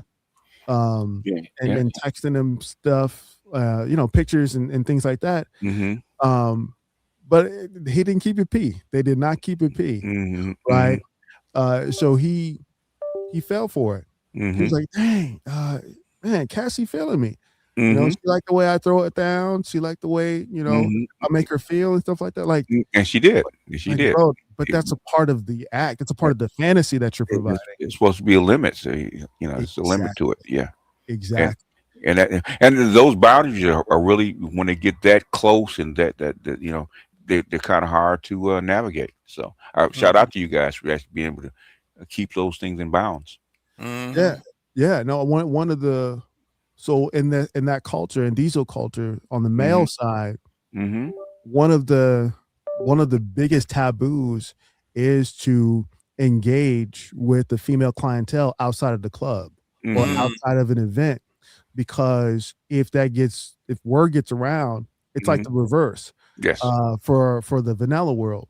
Like Yes. if a woman gets a reputation Right. in the vanilla world, she Yeah. gets called names and ridiculed. But Mm-hmm. in the in the pro world, Mm-hmm. if a Not, name, yeah, if a man they- is name is yeah. known for sleeping with the clientele, Yes. then his rate gets dropped. So for Yes. example, if Yes. you usually go in, when I say go in, you contract Mm-hmm. for 500, let me just throw a number out there, $500 just to show up to a party. Mm-hmm. If you're known as a pass around, Mm-hmm. uh people will start requesting you at 350 or Mm-hmm. $200 to Oh yeah. Yeah. Yeah. Mhm. Yeah. because you're known as a pass around. It's so interesting Mm-hmm. how that, because you have to be known as elite, you have to be known as exclusive and Yes. Yeah. discerning, which Yes. is so interesting. Like it's Mm-hmm. like it's reversed. It's Mm-hmm. reversed on that end. So Mm-hmm. for how these male escorts uh, reference how Diddy treated them after you know discovering what was going on between them and Cassie, I Mm-hmm. could kind of understand it, Mm-hmm. because that's going out of bounds Mm-hmm. uh, Mhm. from their contractual agreement. Right. So, Right. Yeah. Mhm. Yep. Yep. Yep. absolutely. When you So, that black pill, not supposed to have no feelings like that. Right. Yeah. right, Mhm. they're supposed to know better, Yeah. but you know what? Sometimes the lights are too bright. Yeah, sometimes the lights are too bright, and when you deal with people, sometimes things happen outside of your control. So, Mhm.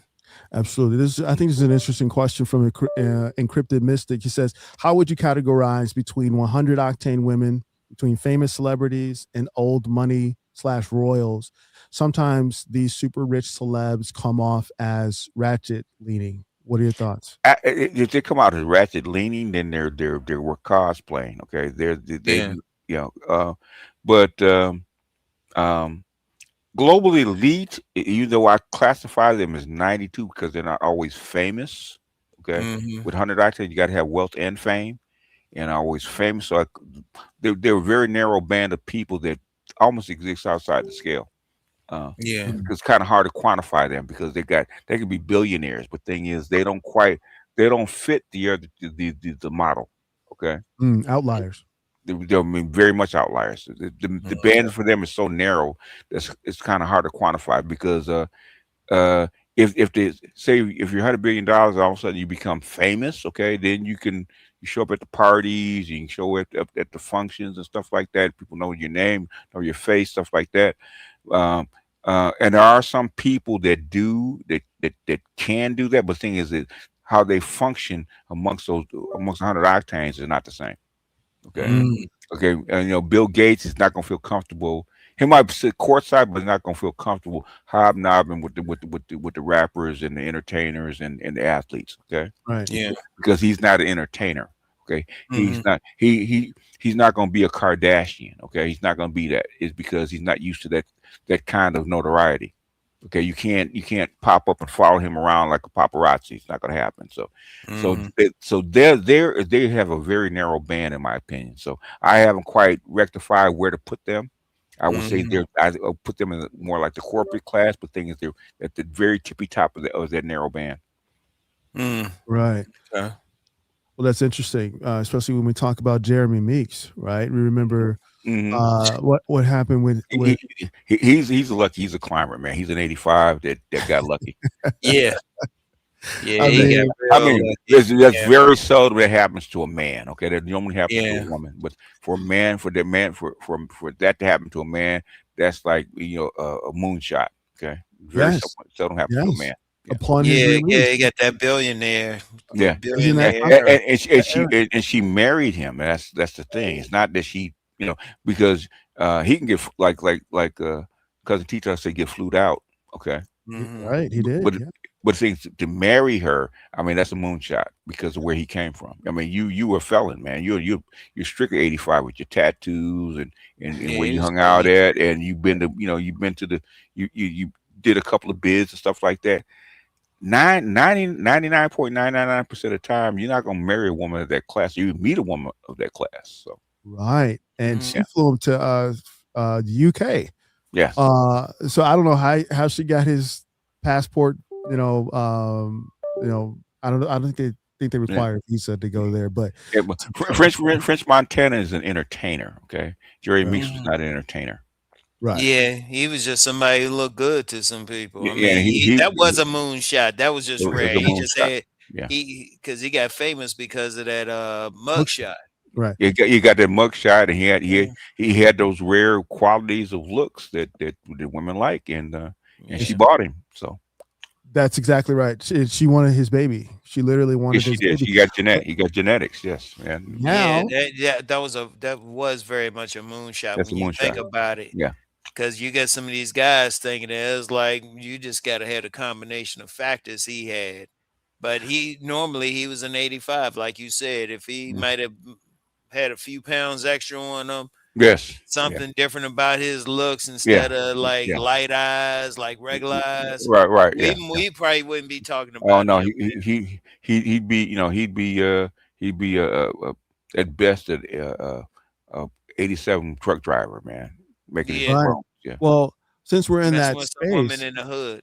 Mm-hmm. but I mean, let's think about it though. It happens on the other side of the coin as well. Look Mm-hmm. at Janet Jackson Mm-hmm. producing his son for that Prince, right? Yeah. The Yeah. UAE Prince. Yeah, They had but the thing is, the Jackson name is global, Mhm. Mhm. and he wanted to have a Jackson baby. Okay. Mhm. Right, And it's because it comes with a name. Okay. And they used to right. call that cash for class. Cash for Mm, class. Okay. mm, He's he is a 100 octane. She's a 100 octane elite. Okay. right. Okay. She's an elite Royalty. person. Very much royalty. So the Jackson name means something. So in other words, um, they will know his son's name before they actually know his name. Right. Mhm. He paid her like what, 500 million, right? 500 million had a baby. Yes. Right. And the same thing How old happened is with that child now? How old is that I child think now? the child is what 6 or 7 years old because she was right, just talking right. about him. Yeah. Oh, okay. Yeah. But I also used to be Mariah a big Carey, fan of hers. Oh yeah, right? Yeah. Mariah Carey. Yeah. She did she marry the Dubai guy or the UAE guy? I know She married him, but it didn't last. Okay, right. She got because like 100 million from him. it's because she was too whatever. Okay, so you know Right. So I she mean, Yeah, well, that's a different level anyway when you think about it, because that's like that Saudi Khan level and this stuff. is it is. In other words, she's 100 octane, and they're with you is because you bring exposure to them in their name in the name. So Mhm. that's Yeah. why they pick you in the first place. But the thing is, she didn't have the grace to actually be at that level. That's like she got pushed aside. So Mhm. okay. Speaking of which, what about? I keep calling her Diamond from Players Club, right? hmm Um, say her name. I should know her name. Damn. Wait. I mean, she's actually a 92. Okay, Yes. it's because her father owned hotels in Right. Chicago, so Right. she's actually a 92. Lisa Even Ray. Lisa Lisa Ray. Ray, Right. is actually a 90. Is actually a 92, a natural 92, Mhm. because her father owned hotels and stuff like that. Even though her mother is from, is could be, is a what's he called, a climber, an 85 climber. But her Oh, father is a natural 92 because they own hotel. She was actually managing one of her father's hotels when they discovered her. okay. Okay. Interesting. Mhm. Now that since I mean, so now that we're bringing out these case studies, this happens Mm-hmm. quite a bit in terms Yes, of what you said global elite, right? yes. Those Yeah. of A that, global elite are it's a very narrow band. Yeah, Um, it is. and Yeah. and and, They and on another level. Issa Rae was 100 octane, but like I said, she's one that really couldn't stick the landing or keep sticking the landing. So even though she Mhm. married a couple times, but she's not a global elite. Let's put it that way. Right. Because you have to. You have to put together a network at that level. Mm-hmm. There's certain like Rom is pretty sensitive to that. Is there's certain social cues that you have to have when you're in No, certain yeah. spaces, and if you don't quite fit, the women will chase you out. That's what happened to Lisa Ray, who she actually married that prince. Oh, Okay, really? yeah, The premiere at of the premiere of whatever Taking island, Caicos. Caicos, and yeah, Yeah. something like that, right? Her mother broke that up because she didn't fit. Interesting. Yes, Mm-hmm.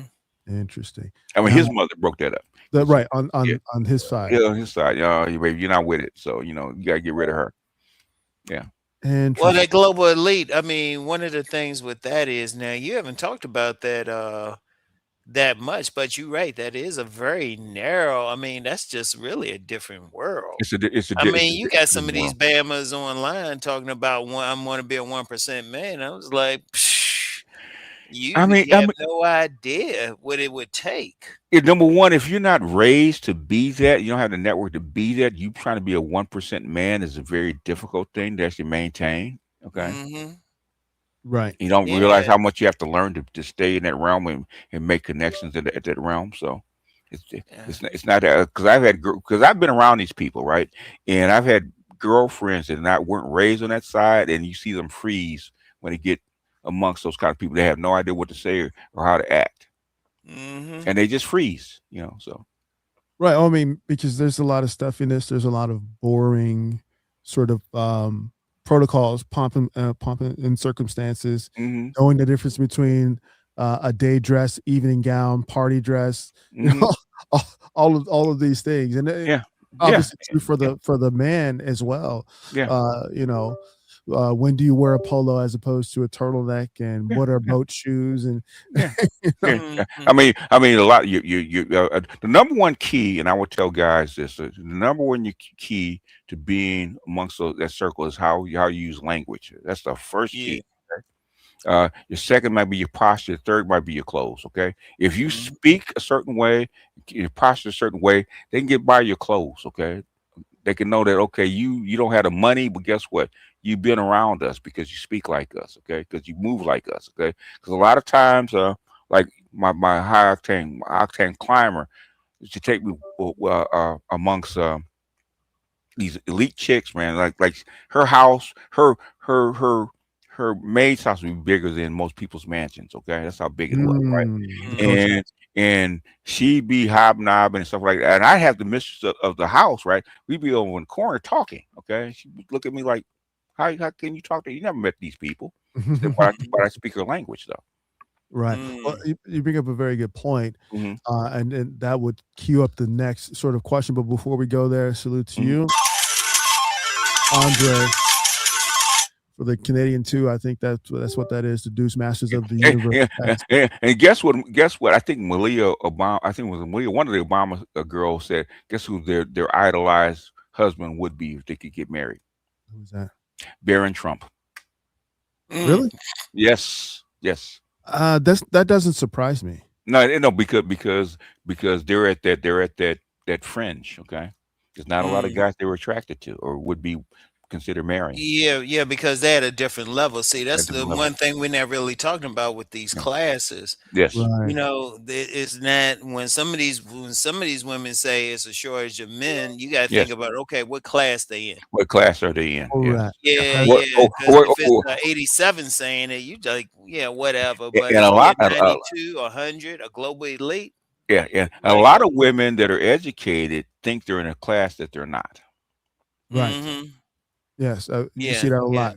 You You see see that that. why there's a shortage of guys because they don't have an educated blah blah blah. The thing is, but sweetie, you're not in that class, okay?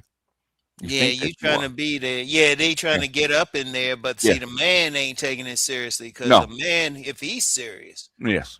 he's marrying within his class. Yeah. Yeah. He's staying there. He ain't gonna be marrying that woman in the trailer park or the project or something Yeah. like that. In fact, I think somebody sent us me and cousin Tito a TikTok where this woman was saying that most rich men are not coming to rescue you, and she Yeah, Yeah. said, I and saw that. I and saw and that. she's talking Tornado about say that. she said there's a narrow band of women that they even date. Okay, Yeah, Yeah. exactly. Now Yeah, that was some true. That was some it's some true true stuff. story.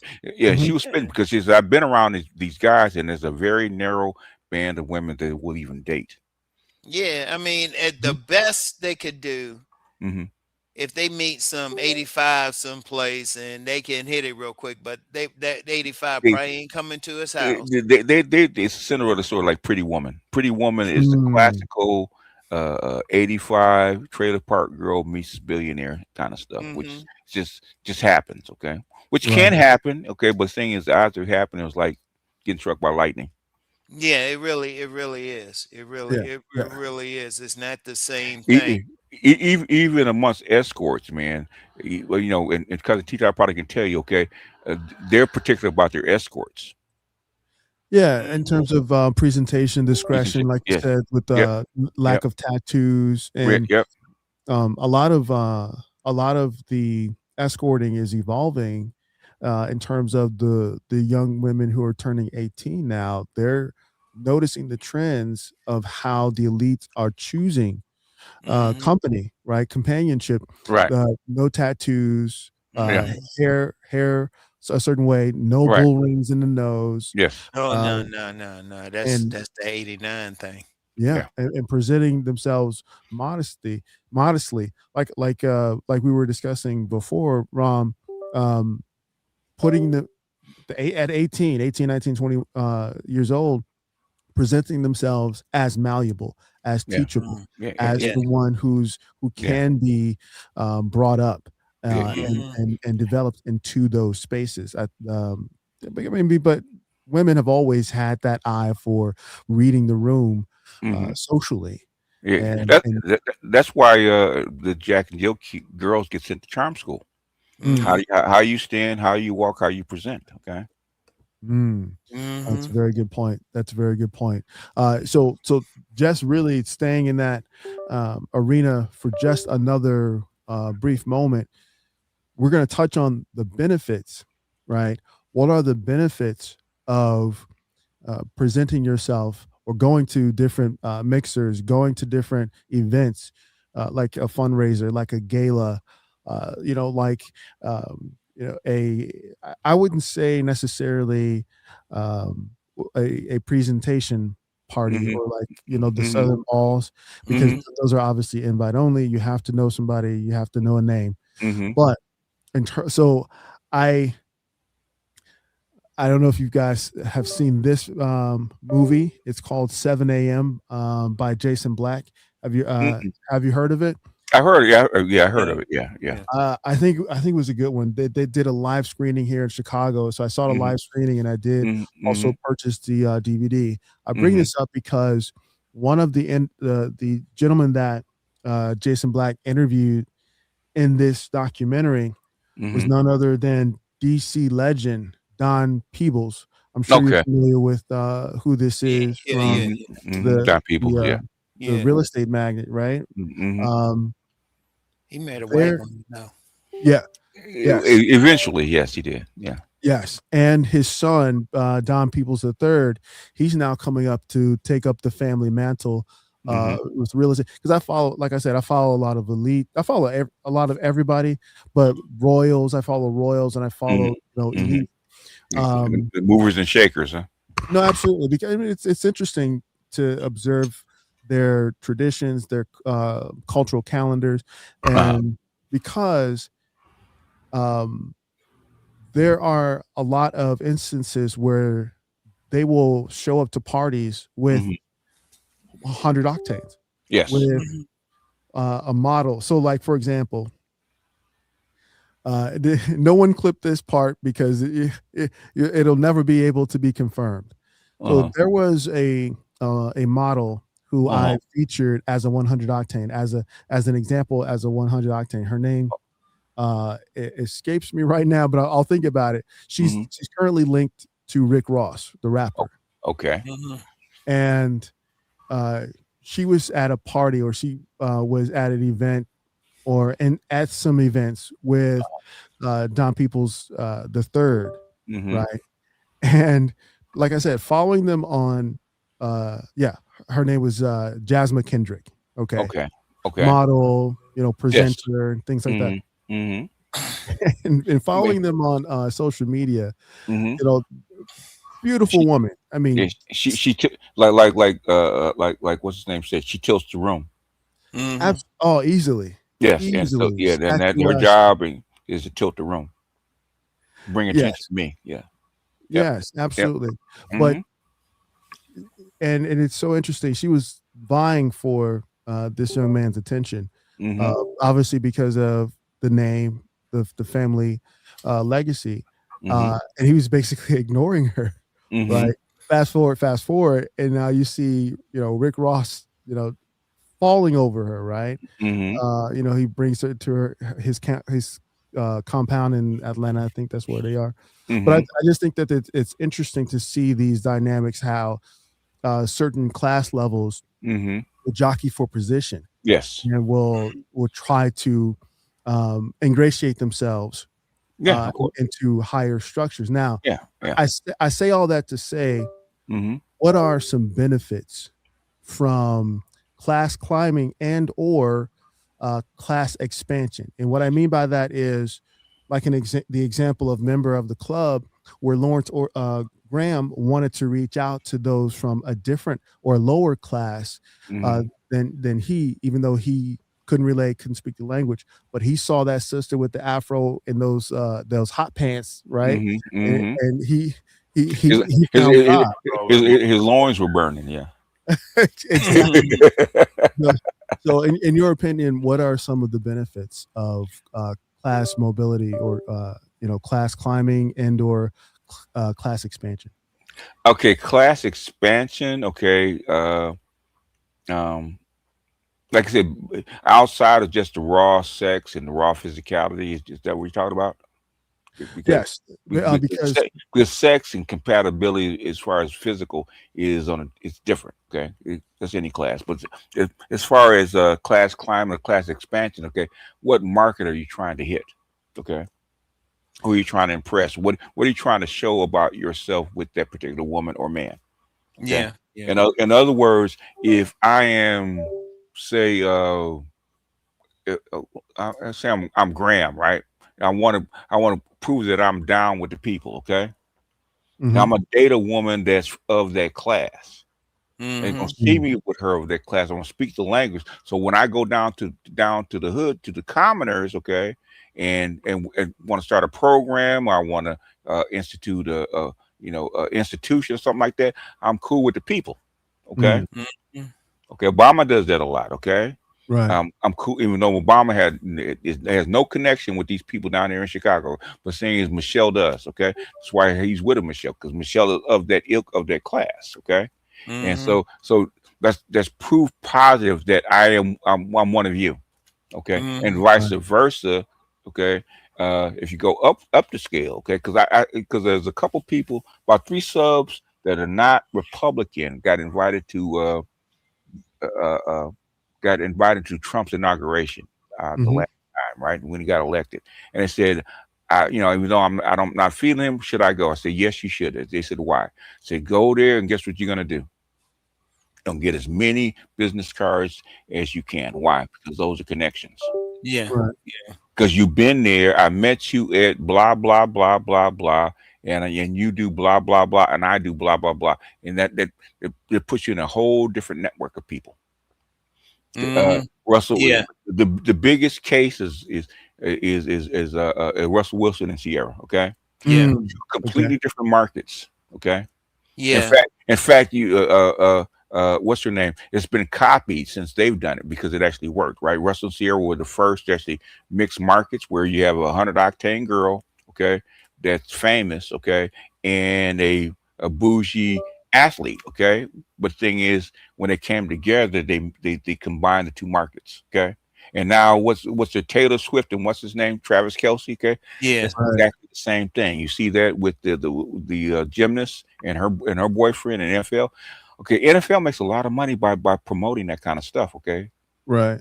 okay, Yeah. and she gets introduced to the NFL market. So Hmm. those are brands mixing. Okay, and sometimes Hmm. and the same thing when it comes to the class mixing, whether you're climbing or you're descending. Okay, you're almost like brand mixing. What are you trying to bring across? What are you trying to get? And who are you trying to associate with? Okay, Yeah. because if you say if you a 92 corporate guy, okay, and you want to go down into the project, okay, you'll need a girl. You're gonna Mhm. Mm. need a representative. You're gonna need a hood pass, okay, to get Yeah. down. Okay. So the thing, so what you can do, what you can do is openly start dating even a chick that's a rapper that's from that hood. Okay. So I would say, if I wanted to be down with the hood, I would be Michael B. Jordan dating a Glorilla. Okay. Yikes. Mhm. I know it's yikes, but guess what? Okay. If you just say you date her for 2 years and you go down to the hood, they're gonna know you. Okay. You Right. Mhm. dated Glorilla. Okay. You good with us. Okay. Like Meg Thee Stallion and Ma- Clay Thompson. Made the Stallion, Clay Thompson. That's mixing the brands. Okay, Clay. Yeah, they expanding their worlds. That's the main It ran the word. And Clay Thompson is known amongst NBA, but he's not well known amongst Hmm. outside the NBA. Right? Guess what she thing. brings? Okay, she brings a global brand, whether you like her or not. Okay, Hmm. so being with her, being seen with her, attaches your brand, okay, which is in the NBA, to her brand, and also by the same token, she gets a since he's a square dude and cleaned up dude, he can actually clean up her image. Now Hmm. I see that. Yeah. That's the part that I really see. I mean, Mhm. I like Meg Thee Stallion. Yeah. Right, but I didn't see that coming. I'll be honest with you. I didn't. The thing is, if you go back to Russell Wilson and Sierra, that is the what they kind of The say template. that's the template. Yeah, mixing brands, and you've Hmm. seen that like why is what's your name marrying Travis Kelsey, Swift Taylor. Taylor Swift? Okay, you're a global billionaire, you're a global icon. Why? But the thing is, the NFL embraced that, man.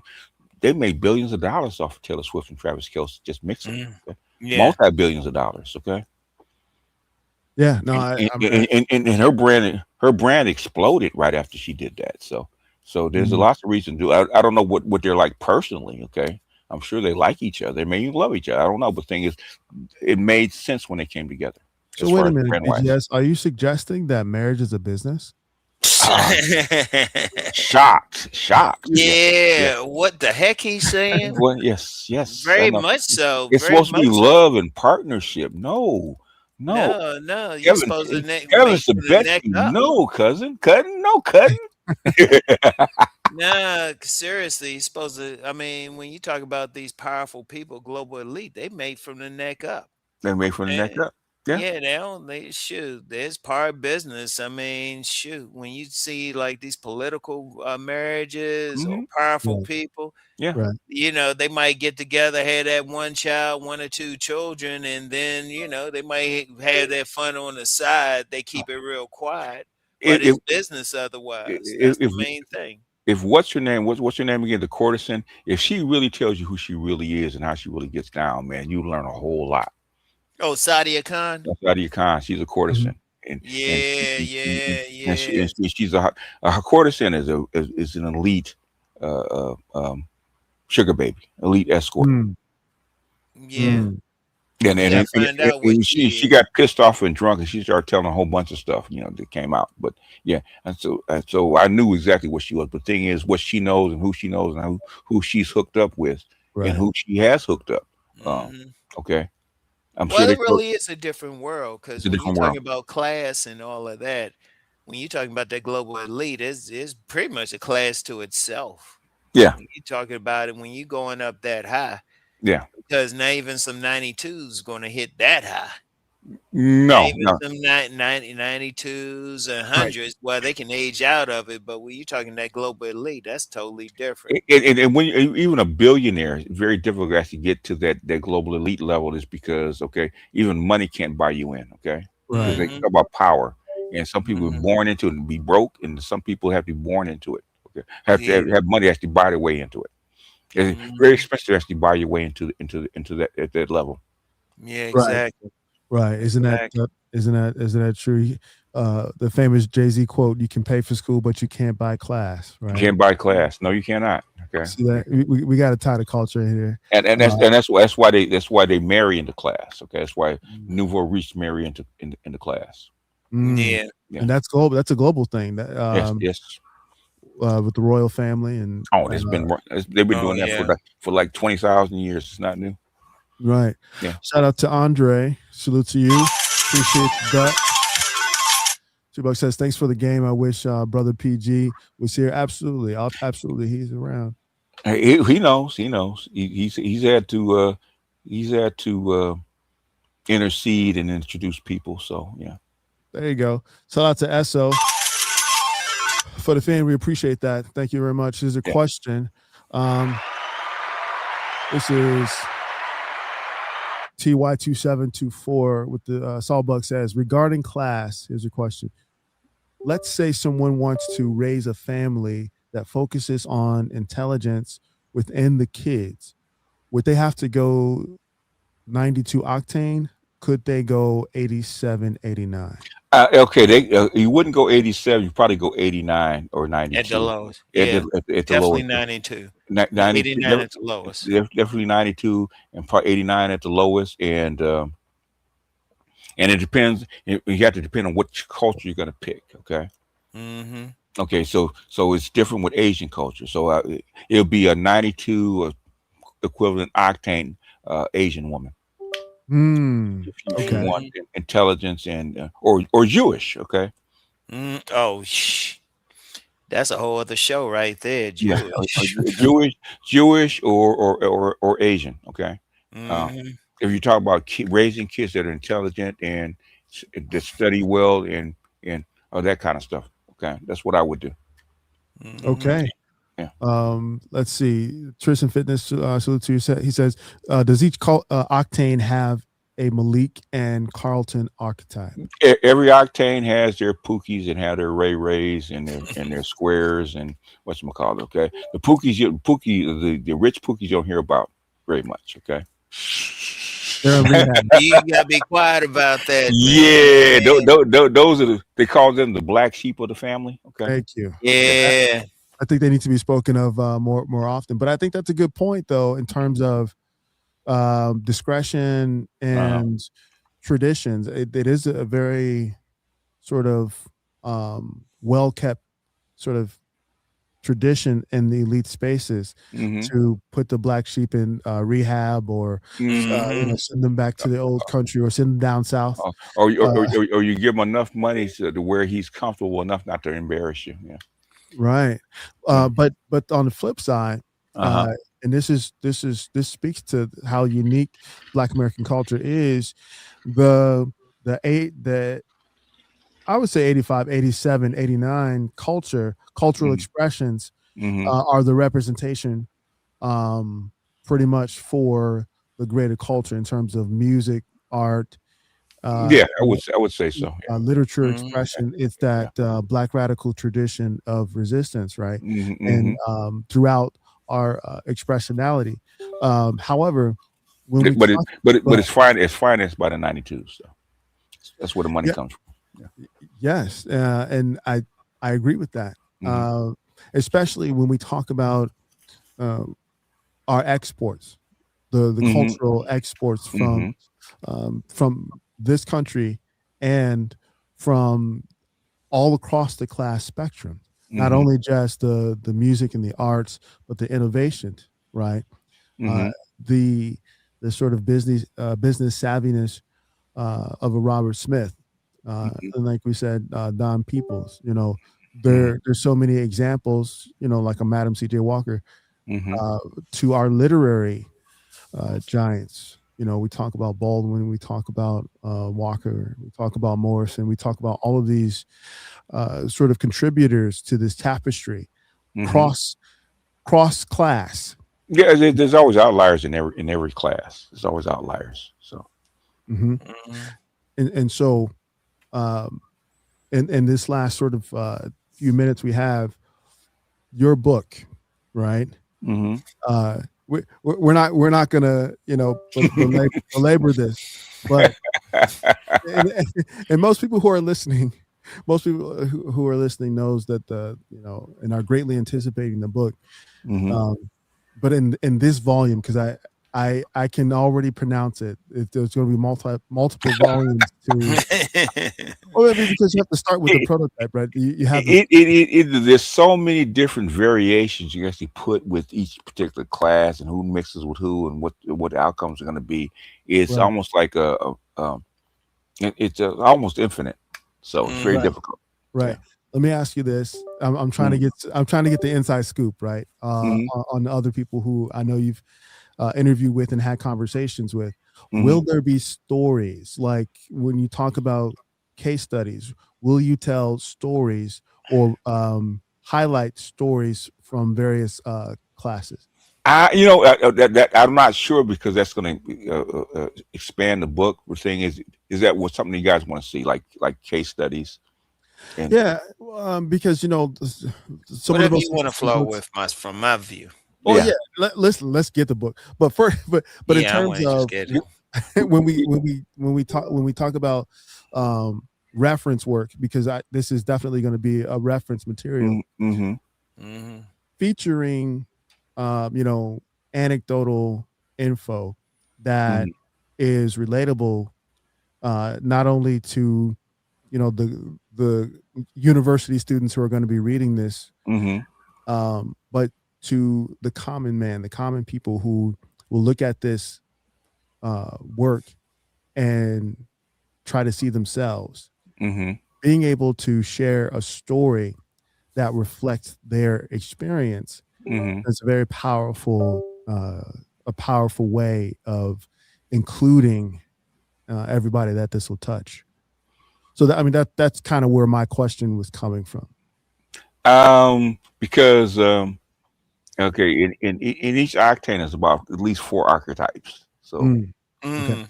and so we're taught about hundreds of people. So I can include one or two, give an example, but the thing is, it'll really make blow up the book really wide to actually give a story about each archetype Mm. within each class. Mhm, Okay. mhm, Like understood. even 85's got like 4 or 5 archetypes. Oh, Mm. so you're gonna include the 85? No, I'm just kidding. I'm kidding. Oh, I'm oh, you Okay. got to, man. I Got to start at the know. bottom, okay? You got the bottom.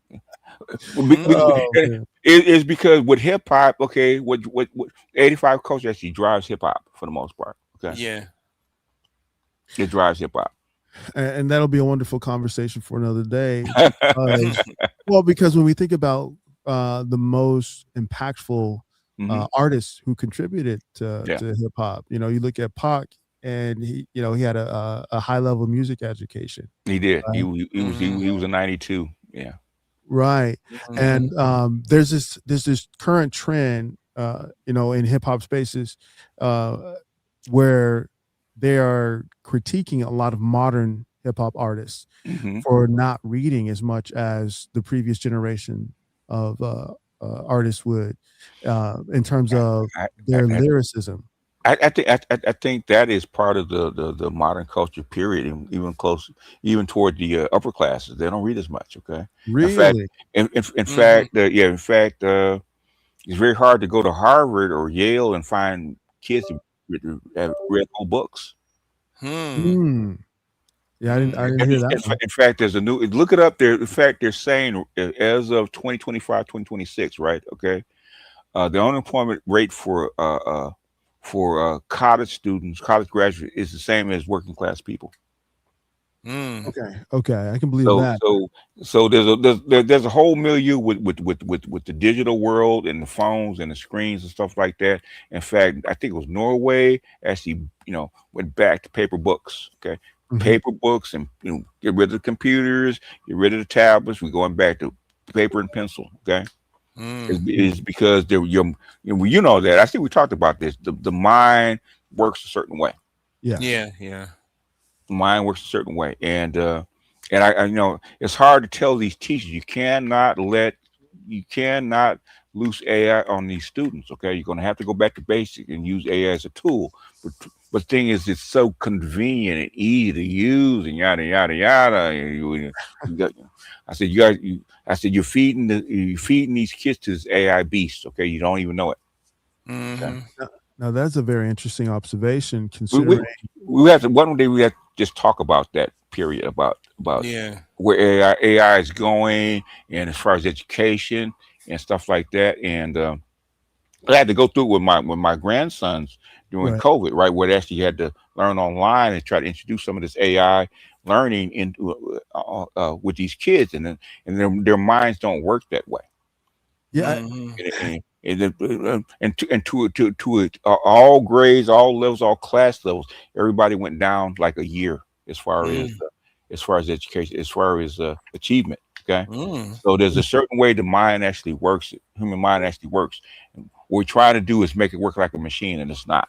Right. Mm. Yeah. And listen, this is why we call you the master teacher, because you just opened up another very important conversation to have. Let me know when you're Mm. ready to have that conversation. Oh, Obviously, you know how to reach me, man. Yeah. we'll bring along as many people as possible. But what you just said, though, that is directly in your wheelhouse in terms of observing the differences in social classes in terms of reading. We Because I reading. didn't know that the Ivy League students were affected by this Oh AI yes. Oh phenomenon yes. as well. Oh yes. Because, and I know that you're more sensitive to this than the average person. Right. When we talk about the differences in language Hmm. between Mm. classes, right? And Ram, yeah, you're familiar with this as well. There are certain words and certain artists in certain spaces and certain sort of geographical locations that the elites, their children are expected to know and to be able to recite, Hmm. and Right. speak about, that I'm assuming will be lost. A lot of that Mhm. linguistic distinction will be lost Hmm. when if they're not reading. Yeah, And it's Yeah. not reading. Yeah. It's not reading. Not even reading physical books. Okay. There's Yeah. your mind works differently. Okay. When it's a physical book and pencil and paper than it does, you know, looking at a screen or listening to a podcast or even listening to a book works differently. so, in your Yeah. opinion, Well, one thing that's happening now, just Hmm. overall, like you have like these bookstores are coming back. You have some Hmm. people they getting back into going into the bookstores, getting these Hmm. hardcover books now, Hmm. Yeah. right? which is surprising a lot of people. But because there was a time it looked like everything would be online, or they would be getting these tablets reading, but people getting these physical books back. They Yeah. really, it's coming back. Maybe it needs to be faster, but it's still coming back. I mean, if you want human beings to maintain a certain level of intelligence, you're going to have to bring it back because Yeah. you have to work with the brain and not against it. Okay, it's not a machine. Exactly, Yeah. exactly. Right. So, are there any, real quick, are there any projects that you want to put out there right now besides the book that you're working on, or is there a Ah, topic? the thing is, there's stuff I was going to work on, but thing is, with this Iran thing, it's kind of Mhm, blown everything out of the water, and I'm spending so much time, um, uh, trying to keep up, just trying to keep up with it. Okay, mhm. Mm, with the goings on with the Iran stuff. So, um, Yeah. when this passes, then I can get back to editing. Okay, like I'm supposed to be doing, and right. stuff like that. So, but what I'm trying, what my next project is probably I'm trying to go to Phyllis Schlafly at ERA and Mm, actually dissect feminism. What happened in the '70s is because in 1972 they passed all the laws that feminism actually needed, and women actually rejected it. I want to know why. mm, Okay, Mhm. mm. the Okay. ERA was gives them exact same rights as men up and down the scale, and Right. women killed it. Okay, the thing is, it didn't. It only got 5 states. It needs, I think, it needs 38. It got 5. Mm, Even those 5 retracted their votes. Okay, wow. yeah. Okay. So, and it wasn't men that killed it; it was women that actually killed it. The Right. things I want to know why. So a lot of these feminists that talk about the patriarchy and fighting the patriarchy, it's bunk. Okay, Mm. a lot of the stuff that they talk about is bunk. Okay. Right. Well, I definitely look forward to that conversation. I'll definitely be stopping by, checking in. Obviously, those who are not sub to BGS at Moore's channel, do yourself a favor, go to that channel, go to through Yeah, the he is the master archives, teacher. Yeah, yeah, um, yeah. look at the sub channels that he has with those famous rants. He doesn't do the famous Friday rants anymore like he used to. Um, but hopefully when things calm down a little bit, he'll go back to that. That was that was one of the favorites. His Friday morning rants. Oh yeah, I remember those. Yeah. But we'll see what's going on. Everybody, make sure that you like, subscribe, forward this video to those who can benefit from this conversation. Again, thank you so much. And let's put Cousin Teacher on the algorithm, y'all. Y'all hit that like button, y'all subscribe, y'all share, and put him in the algorithm, okay? Absolutely. And salute to the OG player. The OG player. And of course, before we get out of here, we appreciate your presence, and we look forward to having more conversations. This is fun. This is actually a short conversation. It is relatively short. Like 2 hours went very, very quickly. Yeah. Friday is going to be the extended conversation, of course. If somebody wants you to drop your email, Cousin T. Okay, yeah. Let me do that really quick. But Ram, do you have anything coming up? And Ram, what's your Substack and stuff like that? So. Yeah, just check me out, Ron Wells Substack, ronwells.substack.com. And then, you got my Cash App here and my Patreon. Check me out. And want to thank somebody already blessed me on Patreon tonight. Okay. All right. Warren. Okay. Brother Warren, so far. That's what I'm seeing so far. I might have some more. I don't know. But I'll check it out. But yeah, just and this was just, I'm gonna tell you what, this conversation about class, learn it, everybody learn it, because it's out there. Like if you're trying to get a woman, you gotta be paying attention to it, because we really could have gone 5 hours talking about this. Even what Kevin did was actually for the 92 octane class dudes who called educated language to be able to compete in their own class instead of trying to compete for Pookie's woman. Okay.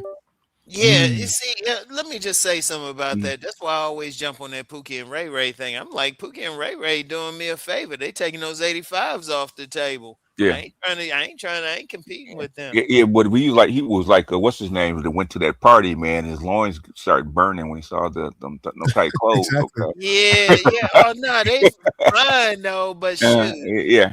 You might not want to pay for that Sunny Delight and those Cheetos or something. And that's what they're finding out, that okay, when you get the tires slashed, when things don't go right, okay, you realize, okay, this is not quite the woman I want to be with. But the thing, the quarter zip stuff and stuff like that's happening, that's because of Kevin who actually changed the game. So shout out to PS. He really did.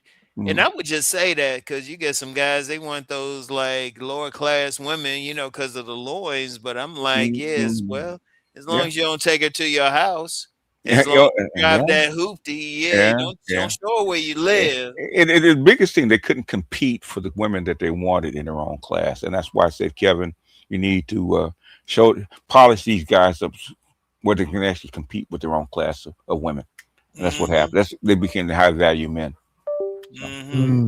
Yeah, I think that conversation needs to continue, and those who can. We got a whole thing we can actually go run through, Cousin T. But if you want to, like I said, I've definitely had and continue to have clients, consulting clients who were clients of Kevin when he was. When he's around, who've attended his meetups and had those conversations. And so what we're doing now is obviously a continuation, but an expansion of that conversation in terms of developing your mastery. Basically, no matter what class you're at, that's what these conversations progress, and that's the development of masculine mastery across a class. Yep. Salute to everybody who's tuned in. We appreciate you.